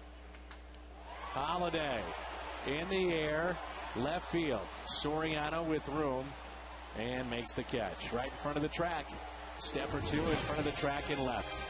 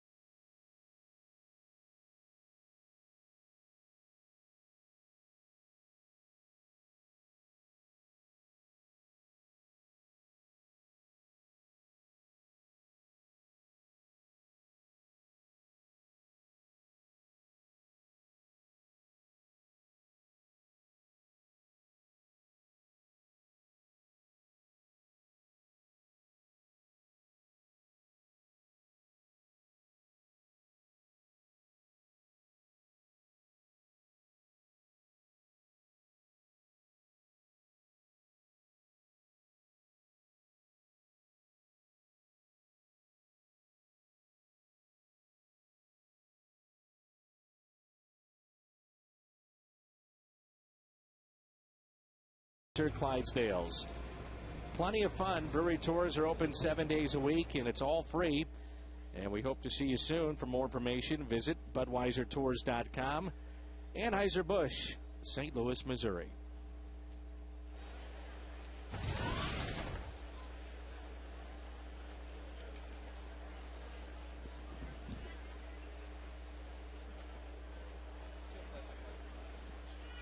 Fukudome, who went in for Colvin, who was hit on the elbow as a contusion, his first plate appearance.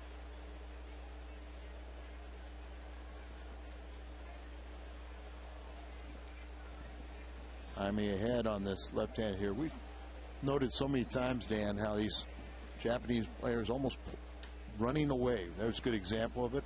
Backhanded by Schumacher. Nice play. Now they almost have that swing where they're running out of the base, before they make contact and just pulling off the pitches. The final of 5 Ice Mountain Autograph Nights is Wednesday, September 15th. The Cardinals take on the Cubs. And you can meet your favorite Cardinals players and alumni. For more details, visit cardinals.com/promotions. Samardzija is going to hit, so he'll get back out there. But finally, the reliever says, well, I guess if he's going to hit, maybe I should sit down. Still kind of standing out in the bullpen.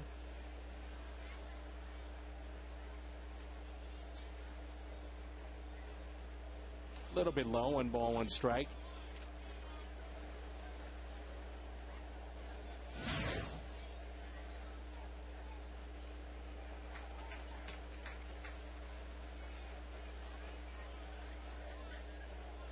Barnes got his first hit. An RBI single his first time up, grounded out to third, second time.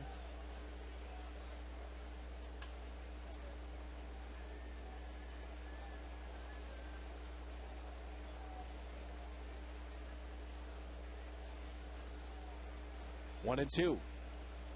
Base hit first time up, produced an RBI.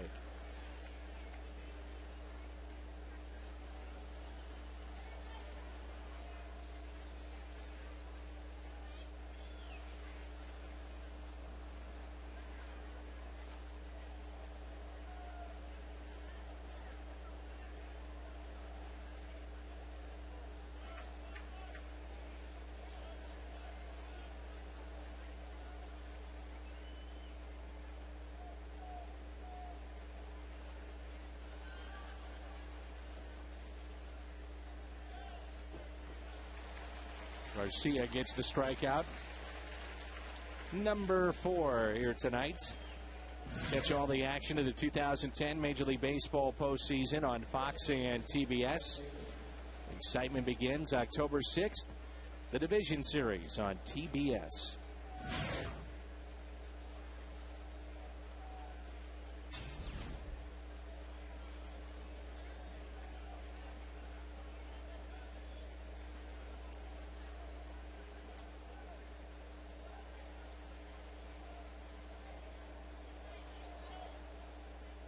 Jeff Baker back to the top of the lineup for Chicago. 2-0. Baker 0 for 3, but came in .481 in his last 9 games with an at-bat.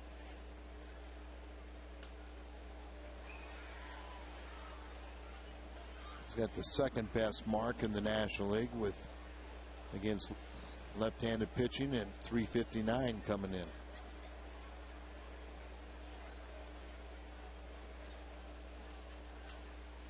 And a fly ball into right. This should do it. Jay is there. Cardinals coming up, trailing 4-0 in the bottom of the 6th.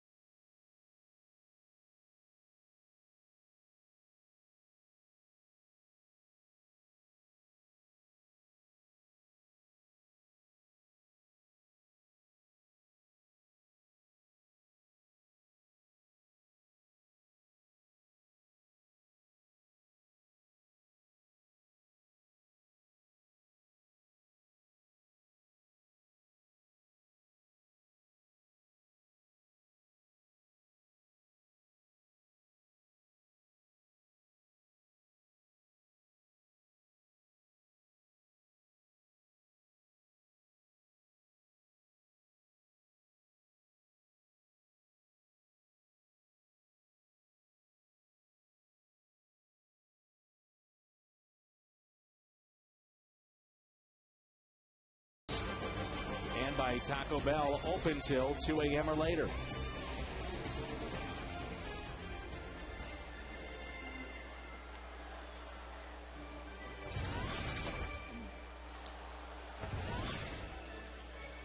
Kobe Rasmus had a big chance last time up. He had the bases loaded and 2 outs and flew out to right field, just got underneath the pitch. activity, a righty and a lefty warming up behind Samardzija. 4-0 Chicago. 2 runs in the second, 2 in the third. Rasmus, he's 0 for 2. He struck out and flied out. Came up with the bases loaded in the third and flew out to right. Cardinals, Al, certainly have had their chances in this game. Redbirds have stranded 7. That's right. Got 5 hits, 3 walks, and a hit batter.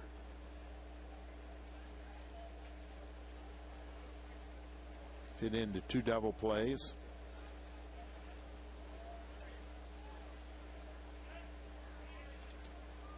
The 2-1 pitch. Jammed him. Slowly hit to second. Throw is offline, but the tag is there.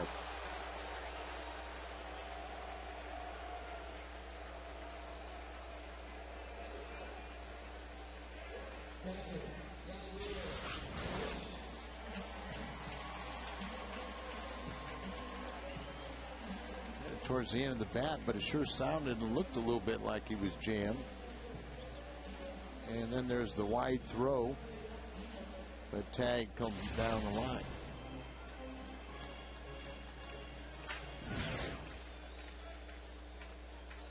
Molina 2 for 2.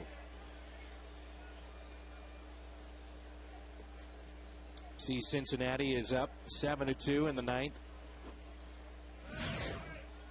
Over the head of Yachty. Breaking ball.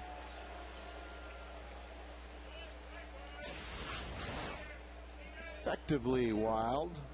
Pull that bat down. You've seen that before, Dan. Oh, yeah. How many times? And get that bat down, it turns into a bunt and an out. Yep. Just trying to get out of the way, and you leave the bat up, hits it, just a little dribbler right back, and you feel like a fool being thrown out when you're ducking. Sometimes even on the dirt.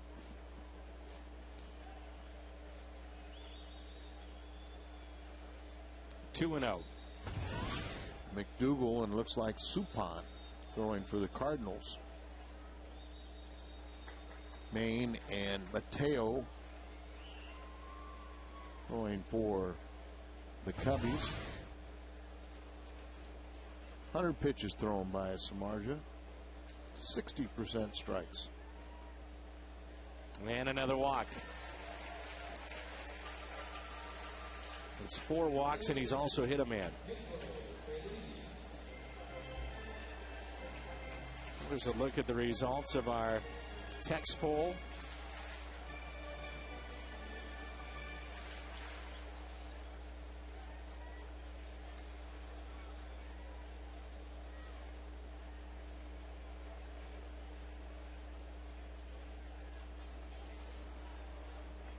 Pretty interesting, as the Cardinals have about a metropolitan area, about 2.5 million. Cardinal Nation consists of about 8 states. And see easily why we always draw over 3 million. Feliz pops it up.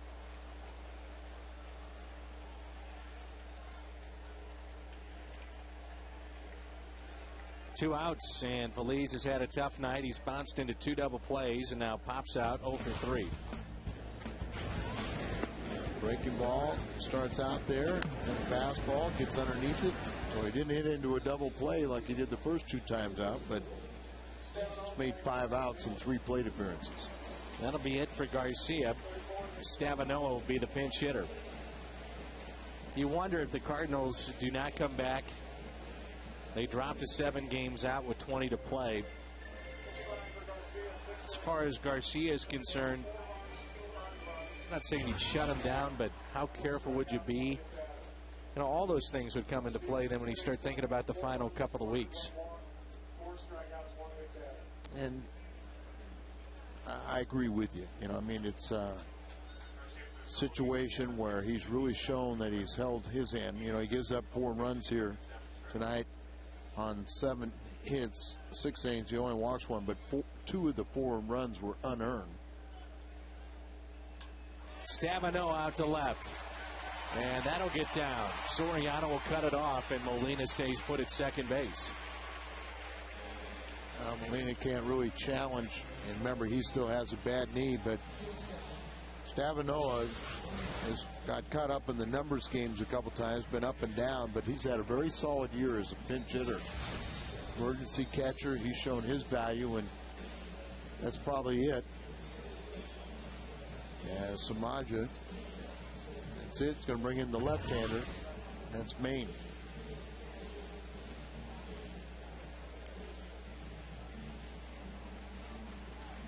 Scott Maine. Where's number 57? He'll trot in from the bullpen. This is our Chevy call to the pen. And that's it for Samardzija. Has a chance to win this game. And the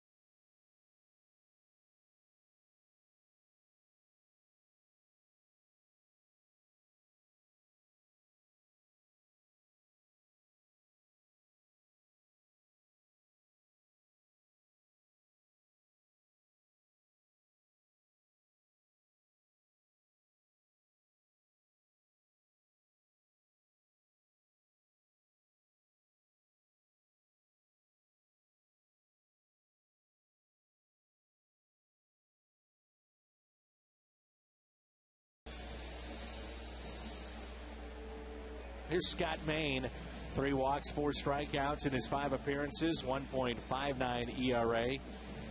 5 2/3 this year. That's it. Scott Maine, the lefty, comes in for Samardzija with 2 outs and 2 on. And again, the Cardinals another opportunity. They've stranded 7. They got 6 hits, and they trail 4-0.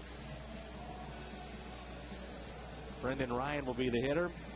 And Ryan tonight has walked and also flied out to right. It's another big crowd here in St. Louis. Waiting for something to happen positive. Brendan swinging the bat a little bit better. Had 4 multi-hit games in the Atlanta series. Had 8 hits in those 4 games. Hit the ball hard. He lined out to right.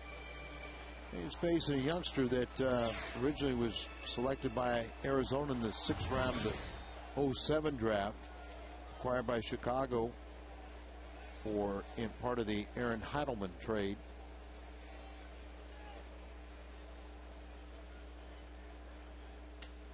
First pitch popped up. Cardinals strand 2. They've left 9 on, and we head to the 7th. It's 4-0 Chicago.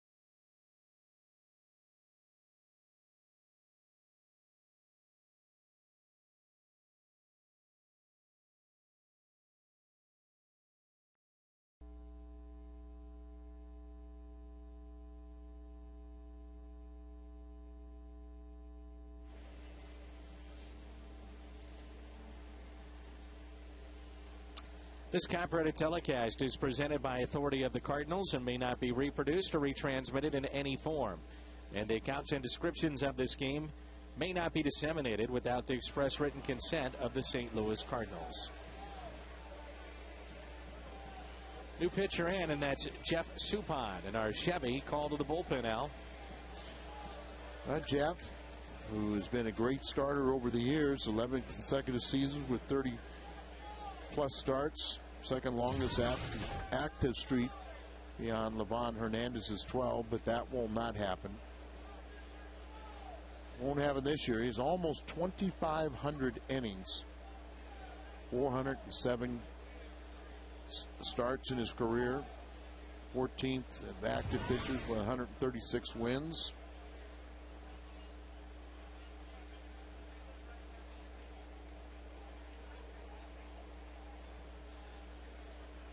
You admit that he's not crazy about pitching out of the bullpen, but he wants to still pitch in the big leagues, so you accept whatever assignment. Al, I've got my golf tournament coming up in October. Yes, sir. Which I hope you'll be a part of. I don't know if you will be or not. I'm going to put the pressure on you and try to make you do it, but I hope you're there. That's backhanded by Schumacher. And it's the 11th, right? That's right. Barney is retired, but there's another one coming up. I'm the honorary chair for a group called Places for People. It's their 8th annual charity golf tournament at the Missouri Bluffs. And we are just 4 teams shy of selling it out. And what that does is it gives individuals living with mental disorders and physical disorders a chance to live and live their life like everybody else. And it's a wonderful cause. Had the chance to be a part of this the last handful of years. And that'll be on Friday, September 24th. Places for People, their 8th annual charity golf tournament at the Missouri Bluffs. And if you'd like to find out more about helping out folks that need our help, number to call is 535-2310. 535-2310. And basically it steps in when a lot of folks can't afford the services that this provides. So it's able to write checks and help these adults living with these ailments and issues, helps them out. It's a great cause. Good start here for Suppan. And I know your other golf tournament is the October 11th, right? Yes, sir. And, of course, that's Tom Henke's golf tournament. That's also the Catholic Charities golf tournament that I'm involved with. And so we'll flip a coin. And I'm also... You will be in mine. And I'm also involved in the October 8th for the Little Patriots golf tournament on the east side at Stonewolf. Hey, good work here by Suppan, and an easy 1-2-3 inning. Very easy. Nice going.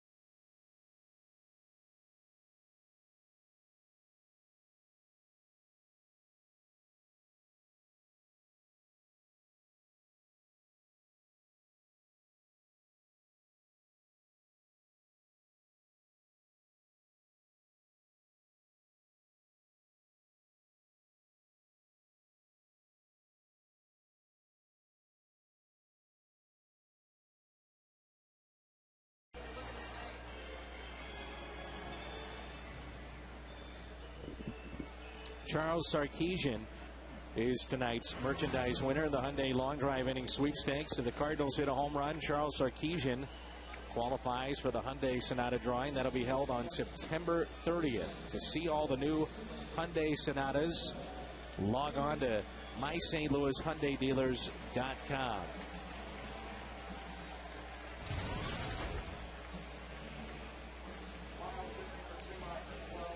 Miles is going to hit for Schumacher, face this lefty who got the final out. Last inning.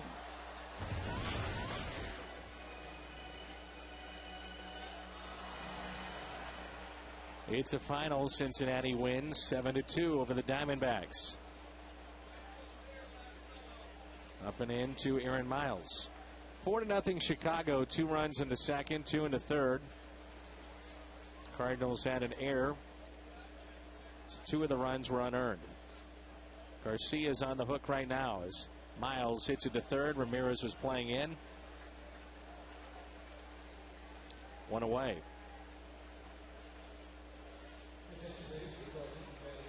Maine out of the University of Miami. He's from West Palm. Look at the ball run in on him. Kind of jams him. The only thing to do is pull it to the third baseman.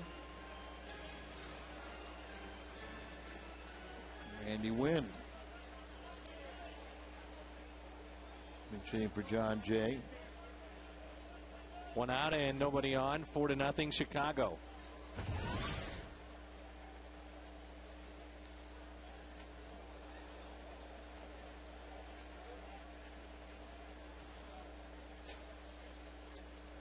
Randy. Now it's playing in 1,700 games, the longest active streak without making a postseason appearance. Started the season with the Yankees, probably thought that would come to an end. Then came over to St. Louis, thought it was going to come to an end. Not out of it yet, but they sure are not making things very easy for them. Sad news, Al, to pass along. A huge supporter of Missouri Tiger Athletics passed away this morning. Jose Lidner passed away at Barnes. Been battling through a number of ailments. Good friend of mine and to many that support Missouri Tigers. And it's sad news. So pass that along to Tiger fans out there that know Jose, and many of you do, but sad news that he passed away this morning. He will be missed.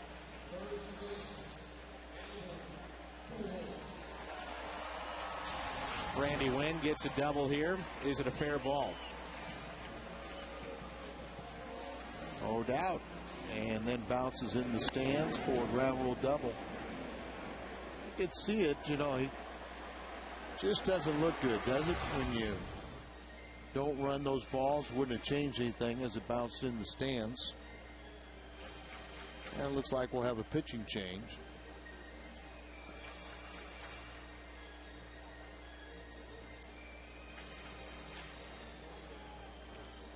Kashner, right-hander, will be coming in as Maine's through.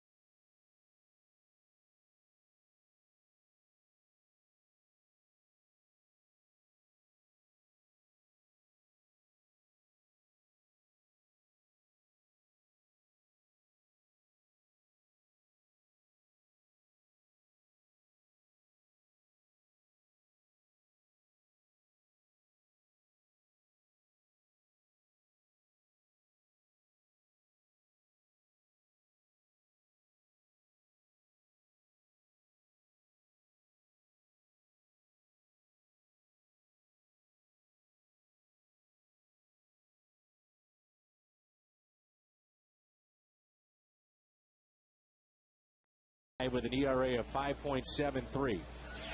He's the top pick, first round, 19th overall, the 2008 draft out of TCU. He was Texas Christian University's closer and drafted by the Cubs. Found a little bit of role lately, but he hadn't been facing Albert Pujols. Well, here we are on September 13th. We're watching Jeff Suppan, Aaron Miles, Randy Wynn. Who would have thought that at the beginning of the season? Not many, I'm sure. Especially since they weren't in the organization. Right.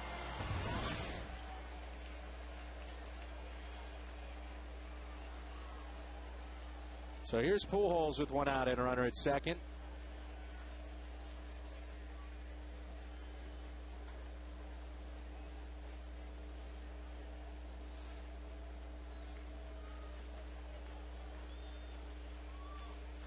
Cardinals have already stranded 9 in this ball game. Both teams have 7 hits apiece.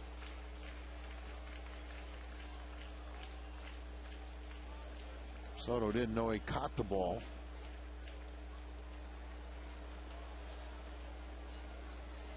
Have to think maybe he's crossed up there.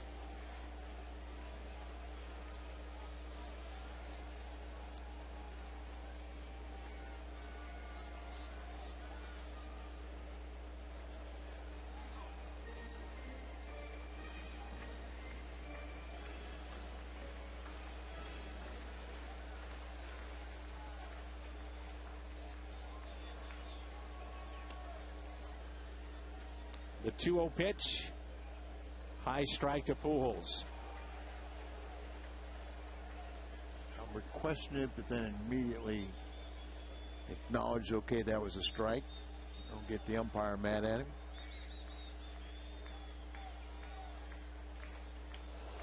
How about that rip? 98 mile an hour pitch. Was after an 81 mile an hour off speed pitch. A little contrast in velocity.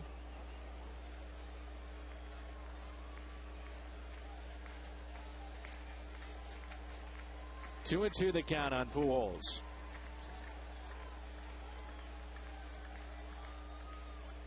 See Soto now bang his glove towards Pujols and then move to the outside. Right, and he wanted the ball away, but he was trying to tap the ground on the inside, trying to let Albert think that the ball was going to come inside.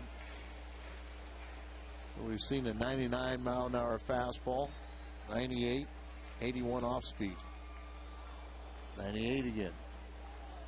Now we talked about what could happen with Jaime Garcia down the stretch.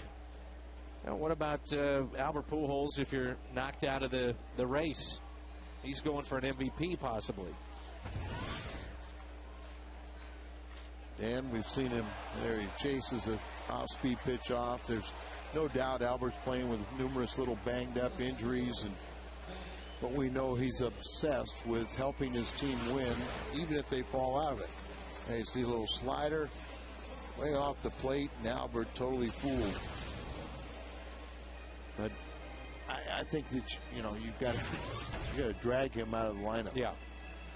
It makes sense, but he'll tell you that I've got all winter to rest.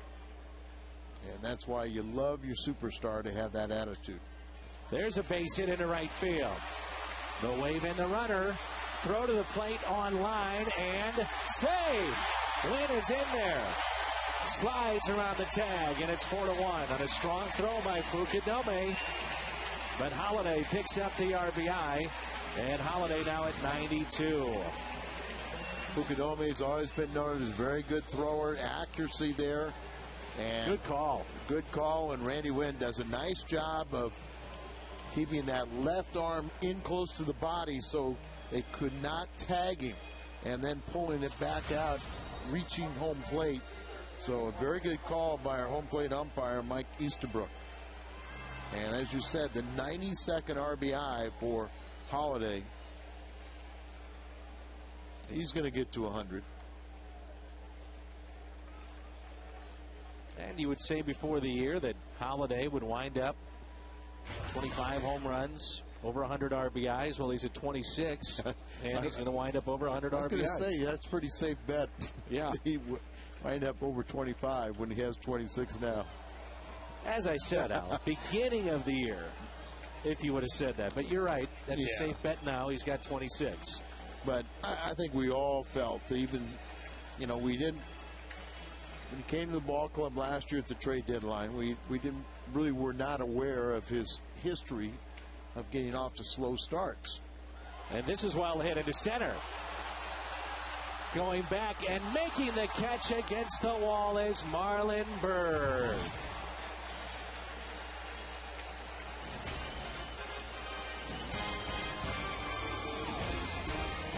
Byrd with a fine play in center. 4-1 after 7.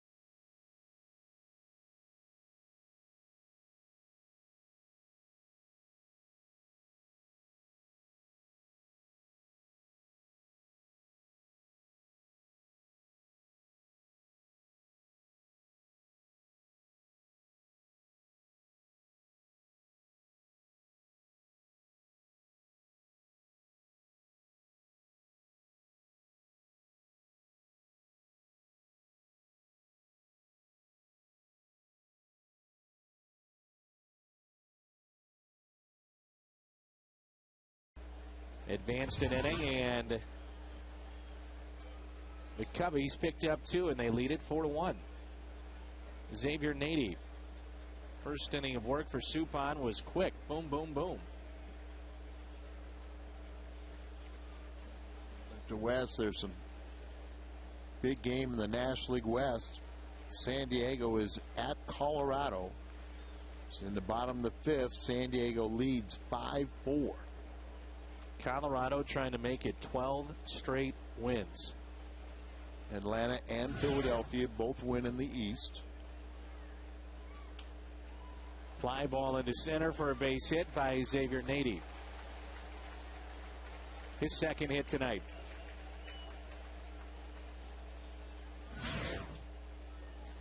In the 8th, and a 4-1 Cubbies lead. And Soto will be the hitter for Chicago, following the base hit by Nady. Soto 2 for 2 and on base 3 times, third time with a walk. Fastball in, trying to get a ground ball double play.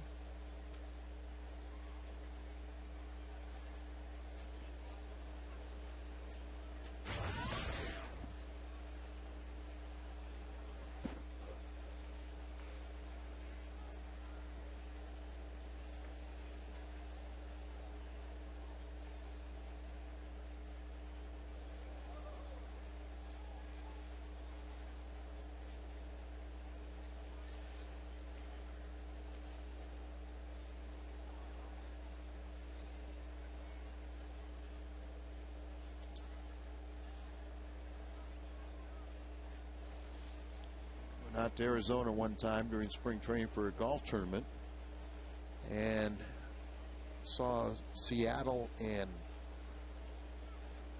San Diego share the same complex out there in Arizona, and a home run hitting contest. I was curious because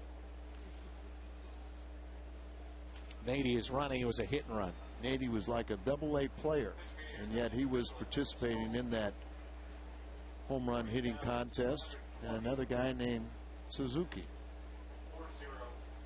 So remember how Lou Piniella used to tell us when he had Suzuki in Seattle that this kid can hit home runs if he wants to, and they said Nady, even back in the minor leagues, early in minor leagues, had very, very good power. Base hit into center.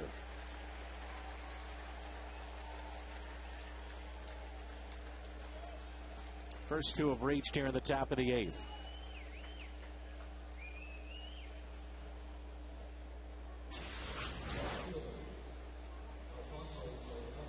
Down and away, just hit well for Soto's third hit. No activity. Now it looks like McDougal is starting to get up in the Cardinal bullpen. And Yachty stall a little bit. McDougal was up earlier.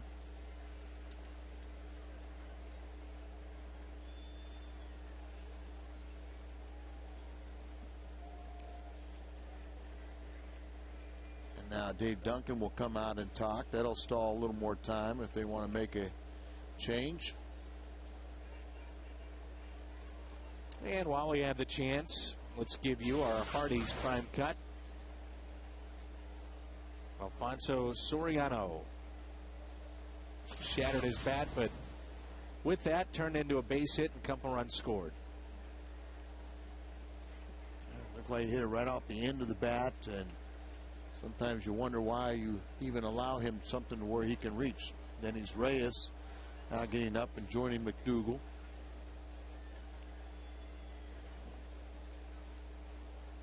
Interesting to see that against teams above 500, 32 and 24, and under 500 against those that are under 500. Well, really, the Cardinals, only one team in the Central Division that they dominated, and that's against Cincinnati, 12-6. And really struggle with everybody else in the Central Division. Cubs have 5-4 in the head-to-head meetings, and that complicates it.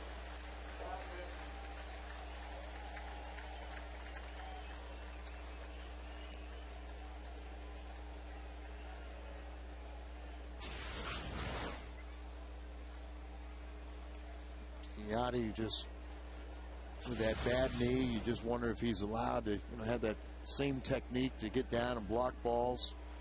There's a ball that 99 times out of 100 he blocks. Runners in scoring position. Cardinals 1 for 7. Cubbies 4 for 10. 40,720 tonight. 2-0 and a chance now for Soriano to maybe put this game out of reach. Yeah. Cardinals can ill afford to give up any more runs.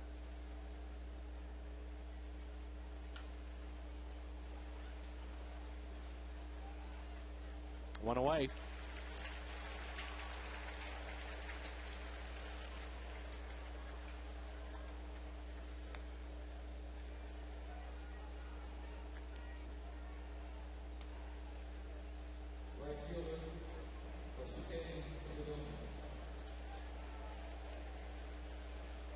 Dome. So that's why Reyes is warming up. See if Tony goes gets soup.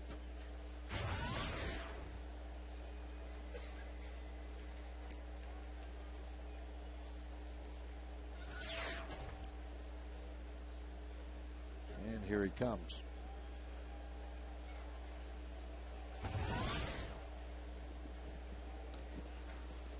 So Dennis Reyes will come in here with runners at second and third, one out, and the Cardinals trail 4-1.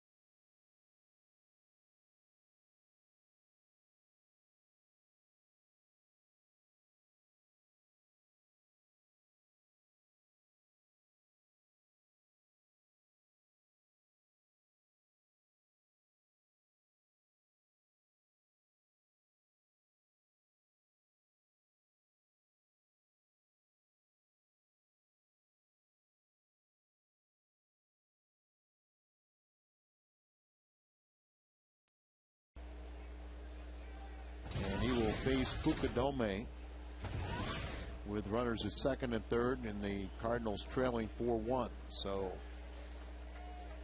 one of the most important stats for relievers, what they do with the first batter faced, and 50% of the time, that's a bit low.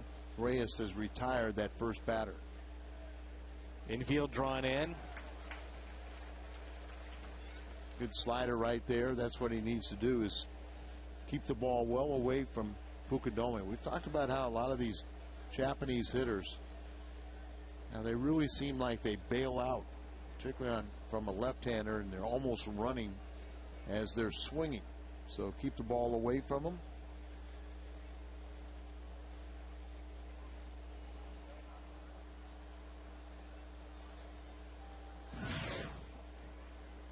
Reyes has allowed 2 home runs on the year, both of them to Jason Hayward, the Atlanta Braves.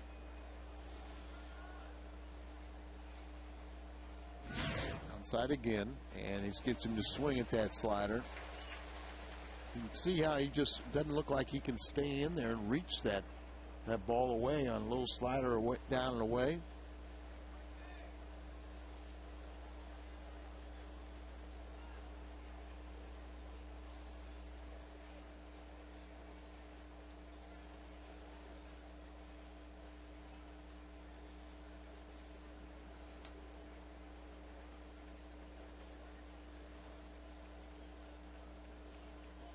Keep that front shoulder in. Fukudome, you know what they're trying to do to you, and just try to drive that ball the opposite field. Doesn't chase. Well, that's the other side of it, and you know, he is a very patient hitter. Seen 5 consecutive sliders, have all been away from him. Knows what they're trying to do. But can Reyes throw a strike with it? Center field, base hit. 5-1 Chicago. And got to a situation because of the 3-2 count. He had to throw a strike, and Fukudome is just too smart. He knows the ball's going to be out away from him, and a very good at bat, very disciplined with a full count, and just sends it right back in the middle. Instead of being way away, now you got to catch part of the plate, and he just little lob serve out into center field for the RBI.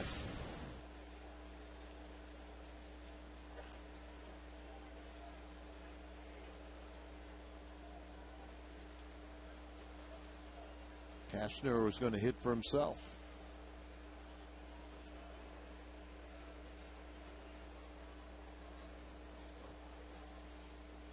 Maybe ordered from the bench just to see if the pitcher gives his intentions away.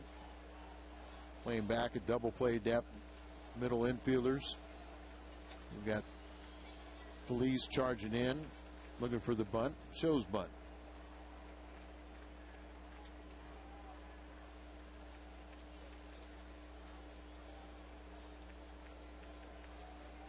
Ivan De Jesus flashing those signs over at third base. Third base coach.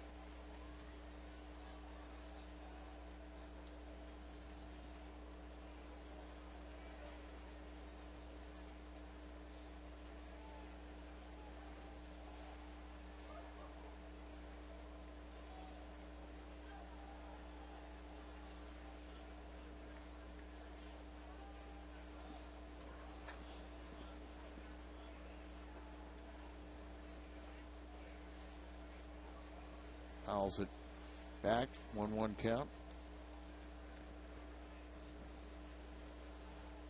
Cardinals have Molina, Feliz, and then Reyes' spot coming up. Very shallow in the outfield with Andrew Cashner at the plate. 1 ball, 1 strike, 1 out. Runners at the corners. 5-1 Chicago. 2 runs in the second, 2 in the third, and 1 in the seventh. Cashner is 0 for 2 on the season. Old-time strikeouts.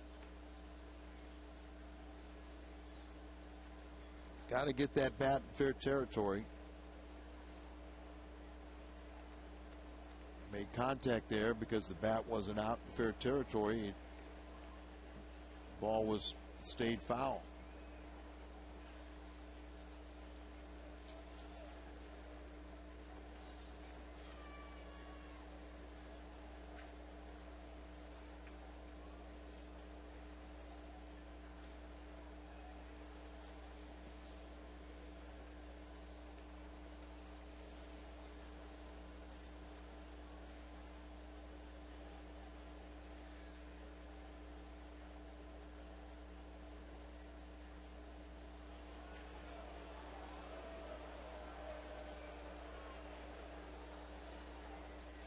Know that Reyes doesn't want to keep on throwing over there, but it's coming from the bench, so do as you're told.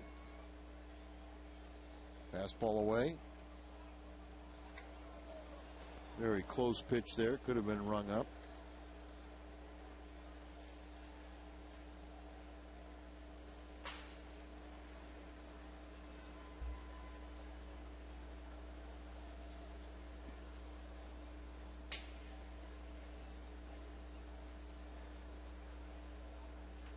Gets the bunt down. Reyes only play to go to first, and they just get him.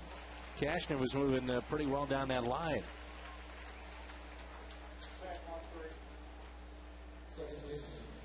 Cashner just turned 24 a couple days ago. Gets the bunt down. Reyes fields his position, throws a sinker. And that's how close it was.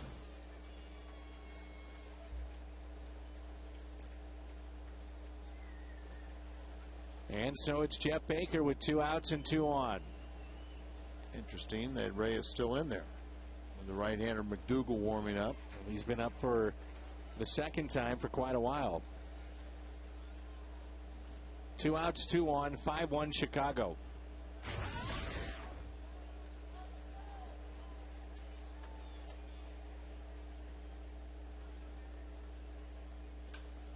There's a fly ball out to deep right. And the catch made by Randy Wynn. 10 hits for Chicago, and they own a 5-1 lead.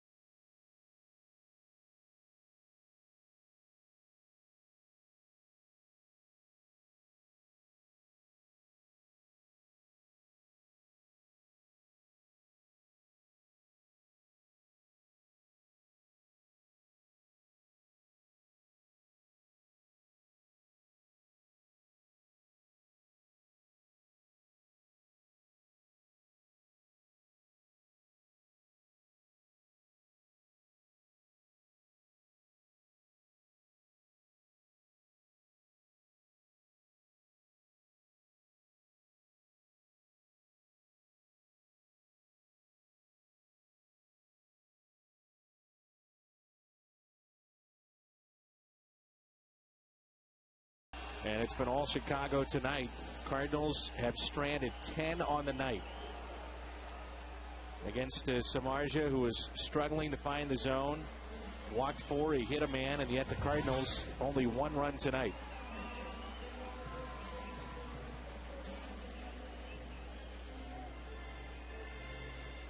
Eight hits, 7 singles. The only extra base hit, the pinch hit double by Randy Wynn.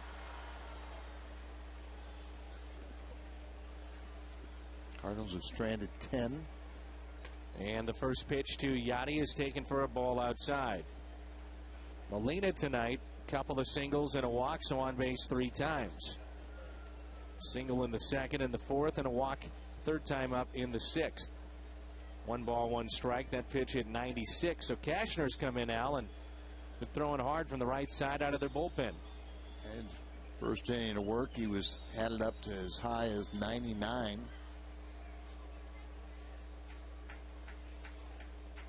So 99, 98, 96, whatever, and then you go 80, 81 with an off-speed pitch.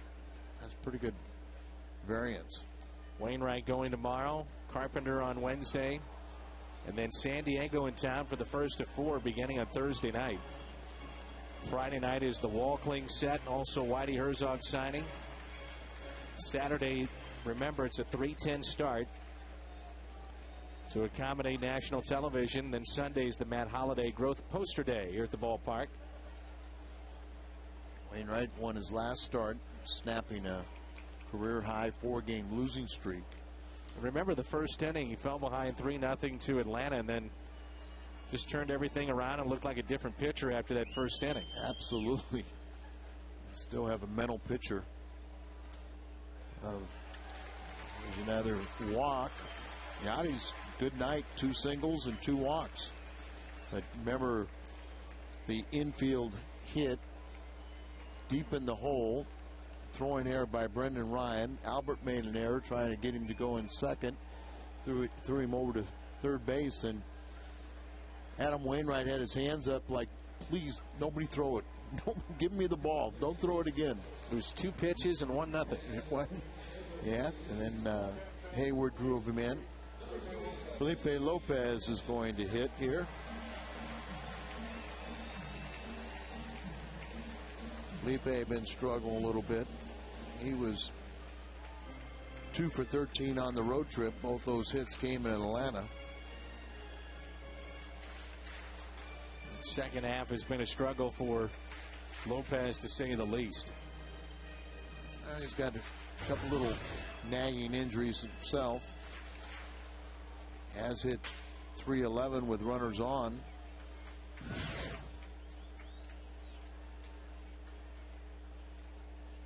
Runner at first and nobody out.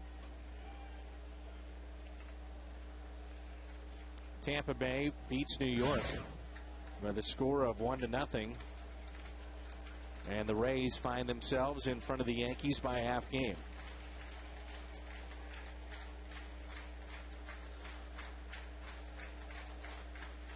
Tampa Bay now 87 and 56.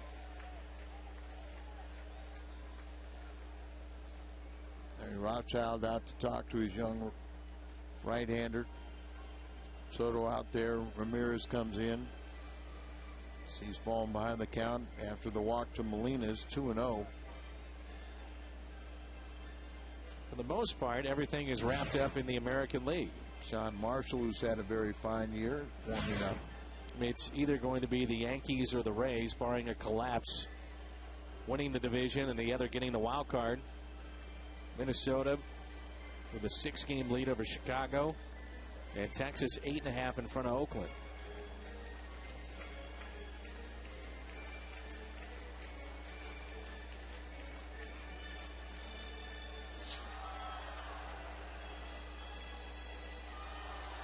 Two and 0 the count.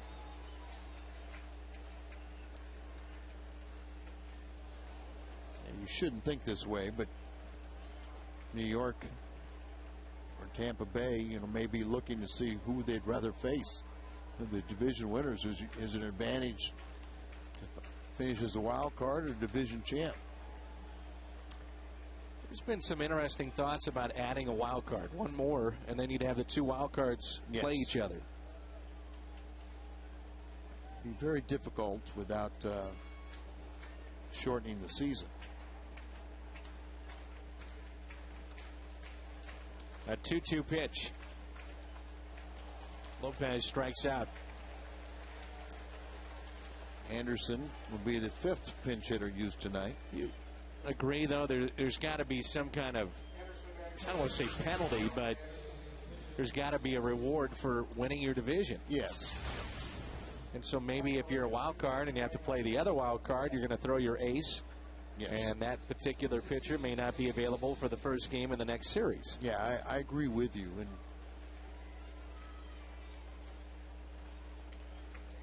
And usually the wild card teams are the hottest going into postseason play. Yeah, just somebody that's just finding the pressure, just a new opponent, but they're still in that mode where they have to win night after night.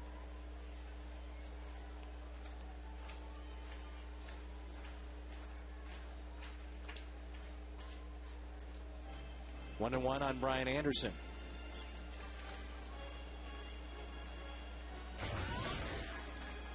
Would it be fair for the wild card team not to have any home games?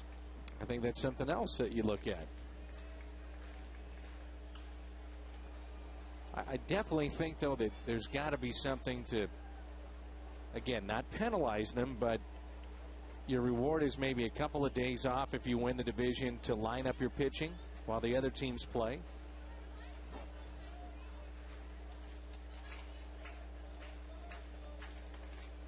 Two and two.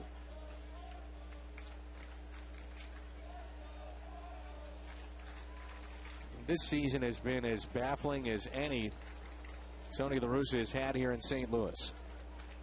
They come out of the dramatic 3-game sweep in Cincinnati.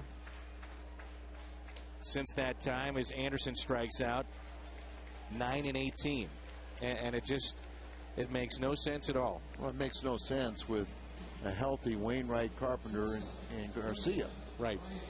And now, for the first time, since the beginning of the season, when Brad Penny was pitching well and Kyle Loesch was healthy, with Westbrook and a healthy Kyle Loesch, you seem like you're in pretty good shape, but the inconsistent offense, they just don't score enough runs.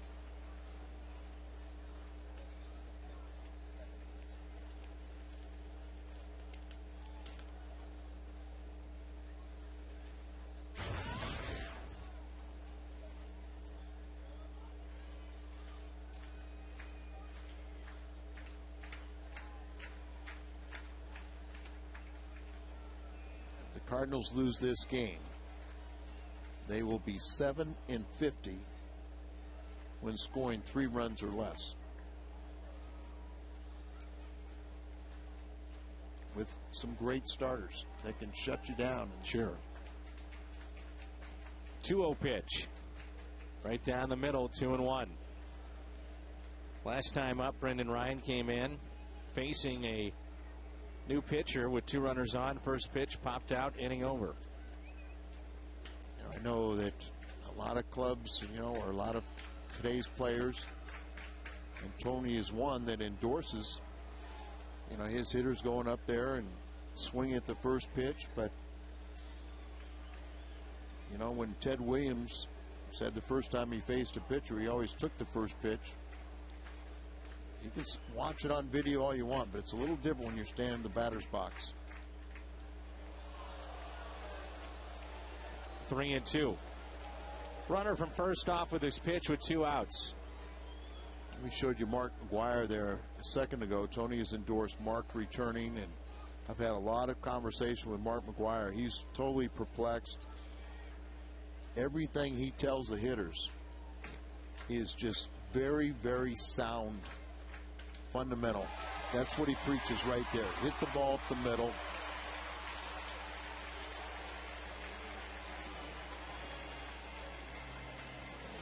A lot of base hits up there. And, by trying to think up the middle, if a ball's out away from you, you'll stay on that pitch. You can drive it that way or up the middle. If the ball is inside, you can still turn on the pitch. But if you're trying to pull off or guessing, you're usually in trouble. We step aside, and another lefty. Looks like Marshall coming in. It's 5-1 Cubbies.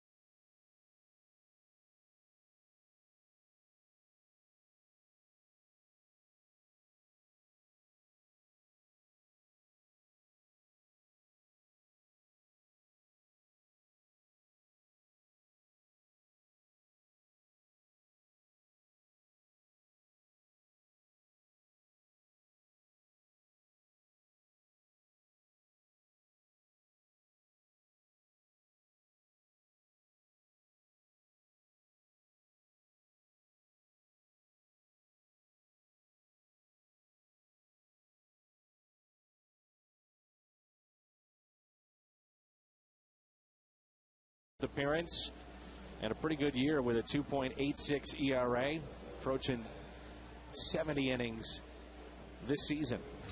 Struck out 84. You look at his strikeouts, Marmol at the other end. They could really shut you down in the 8th and 9th inning.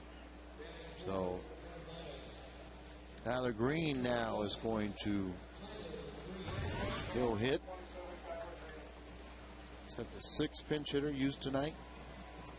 Yes, sir. 2 outs and 2 on. 5-1 Chicago.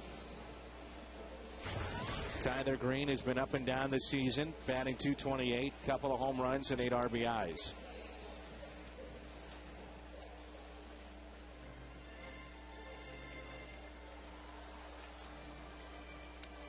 So Tampa Bay holds on 1-0 over the Yankees. San Diego 5-4 in the top of the 7th, and that all-important game at Coors Field.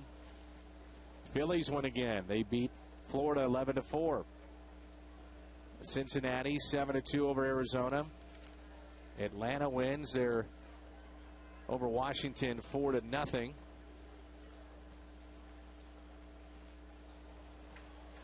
Tyler Green has been given a lot of opportunities. He's 0 for 11 since he's come up from the minor leagues, where he batted .284, 9 home runs, 34 RBIs, 12 stolen bases in 84 games at Memphis.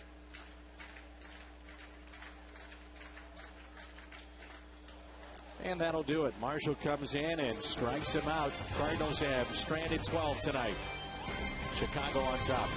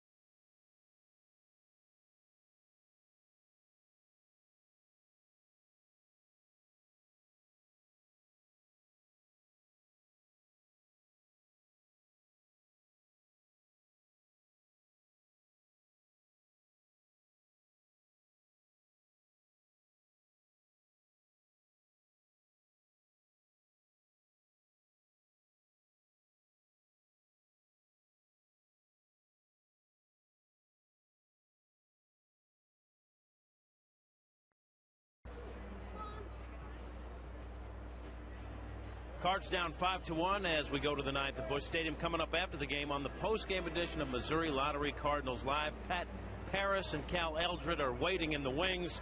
The good and the bad of Jaime Garcia. They'll break it down. Jeff Samardzija versus the Cards and versus Memphis. They'll compare and contrast. And we'll have post-game reaction straight from the Cardinal clubhouse. Mike McDougall on for the Cards as we go back to the booth, and Dan and Al, guys. All right, thanks, Jim. Jim will be with you in the post-game show, and you'll hear from Tony La Russa and the players coming up. And Mike McDougall making his 13th appearance for St. Louis. Third appearance in September.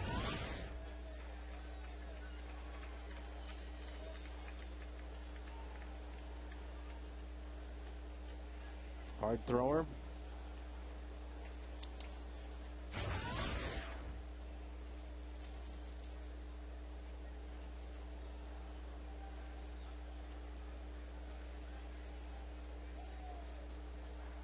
Knee buckle there. Barney is who McDougall is facing. 24-year-old. He's selected by the Cubs 4th round of '07 out of Oregon State University. helped the Beavers to back-to-back College World Series in 06 and 07. There's that breaking ball and a good pitch.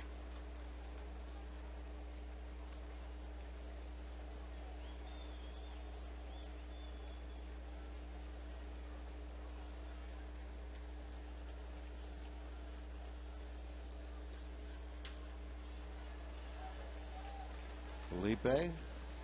One away. Stays in the game, throws it over to Albert. Hold him right there, and the Cardinals have a chance as they got the big guys coming up. Wynn, Pujols, Holiday. Marlon Byrd.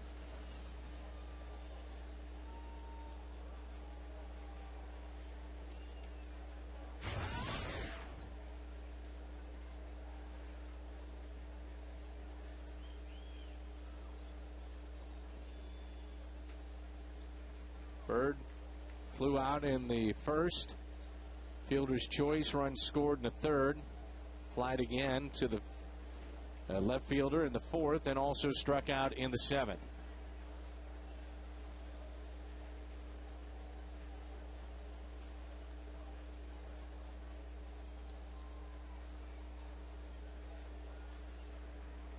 Big difference between Marlon Byrd and who he replaced.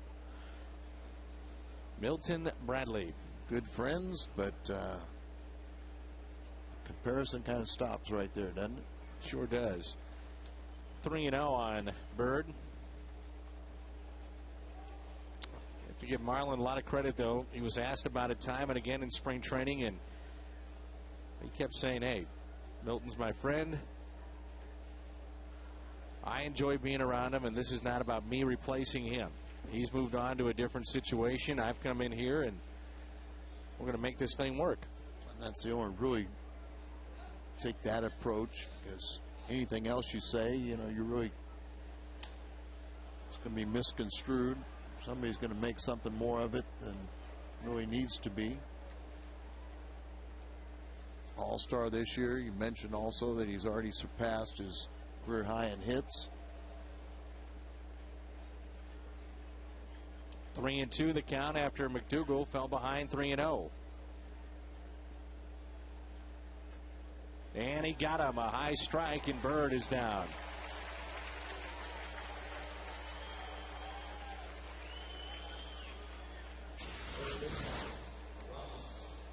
Target down, but a ball at the top of the strike zone.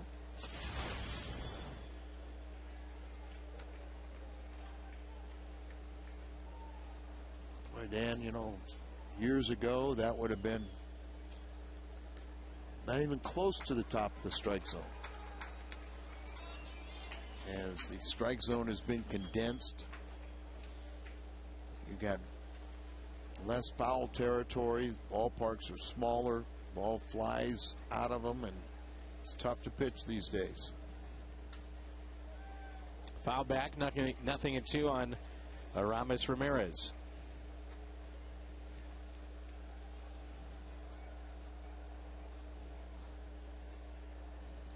Pitching was lined up for this series. Garcia going tonight, Wainwright tomorrow, Carpenter in the finale.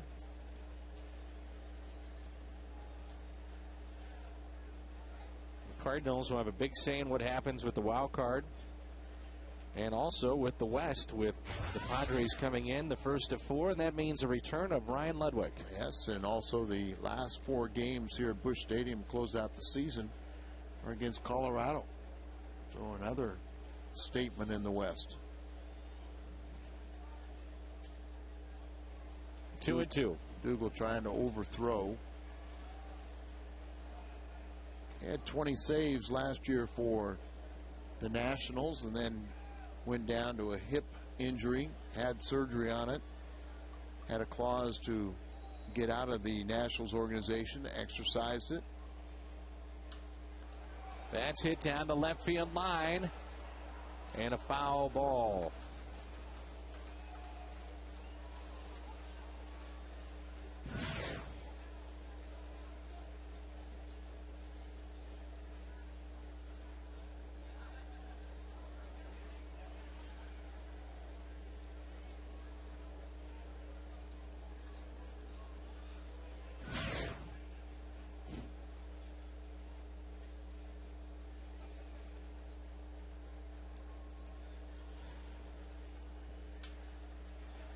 In the air down the right field line. Win over and out of room.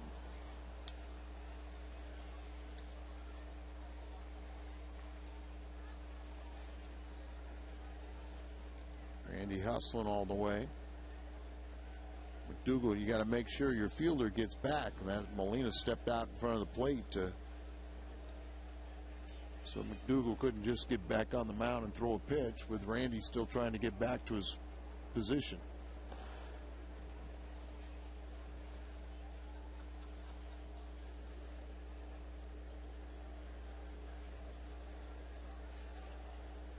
Two and two the count.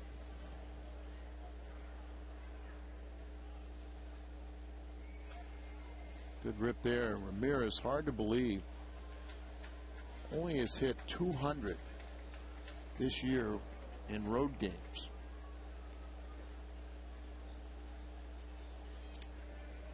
Remember the start that he had. He was around 150 for a while, and still looks like he may wind up with 25 home runs, 80, 85 RBIs.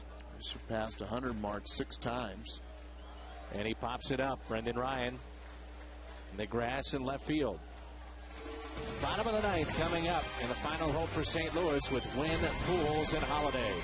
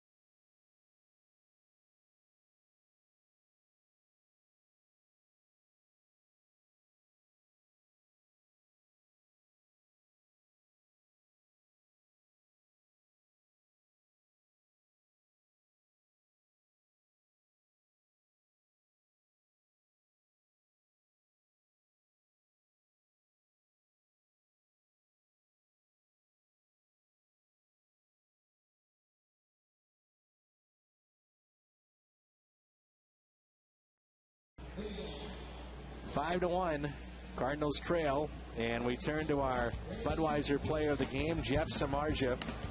5 2/3, 6 hits, no runs allowed. He walked 4, he hit a man, and he strikes out 1, and shuts down St. Louis. The Cardinals have stranded 12 tonight. The right-hander is our Budweiser player of the game. Carlos Marmol is into the ball game. Even though it's a 4-run lead, he'll start this inning. And he's been very, very good for the Cubs this year.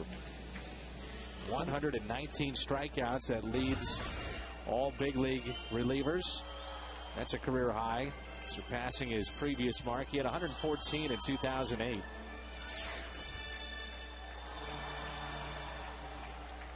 What, over 16 per 9 innings?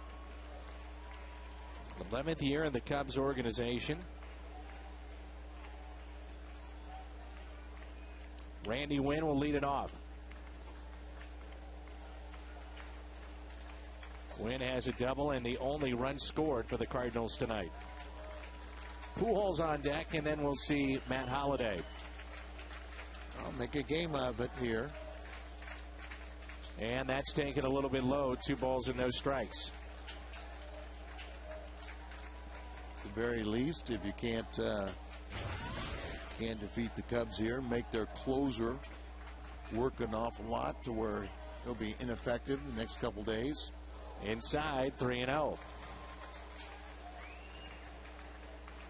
Hey, you come into the ball game too, Al. It's not 1 run or 2 runs. It's a 4-run lead. Mentality of a closer. But you have to artificially, make it, something importance to, to really get you in that position. As you just have to sit there and say it's the hated Cardinals. You've got to keep this rivalry in check. You just go out there and artificially make the, get your adrenaline flow there.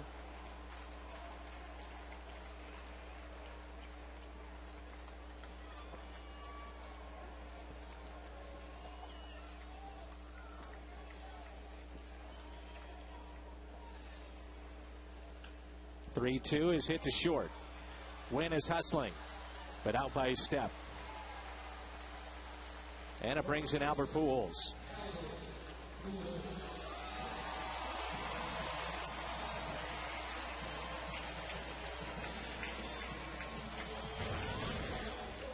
Albert hitless tonight, 0 for 2. He got the walk, the hit by pitch. Looking for his 40th home run. Already 9 of 10 years he's had 100 runs scored. 10 straight years to start his career. He's got 100 RBIs. Wearing that compression sleeve on his left arm. 0-2. It's a pretty nasty pitch right there. Sure, it's a great breaking ball and throws hard, but he's got that same arm action on the breaking ball as his fastball. Saw Pujols 5 for 19 against Marmol. And a ground ball to third. 2 away. And the Cubs 1 out away from taking game 1 and pushing the Cardinals to 7 games out in the Central. Holiday, a couple hits, including an RBI and a walk today.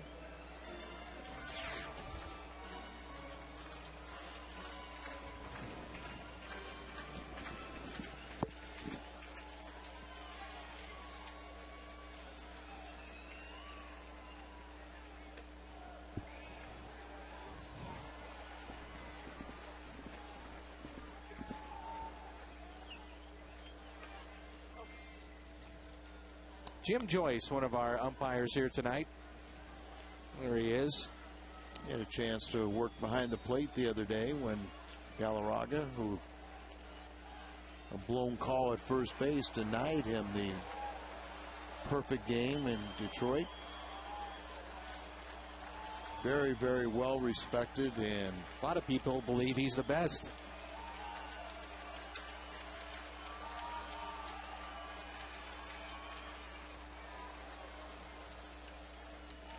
The way that he handled it and the way that Galarraga handled it, first class all the way on both sides. Sure.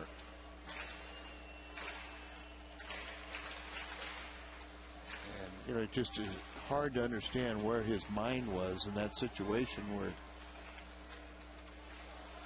how you would not, as a fan of the game, be thinking of mortality, immortality of it being a perfect game, the 20th in all of Major League history. Is somehow he blew that call at first and denied the kid that, perfect game. Strikeout of Holiday. 5-1. The Cubbies take game 1 tonight. Cardinals now 7 games back in the NL Central Division.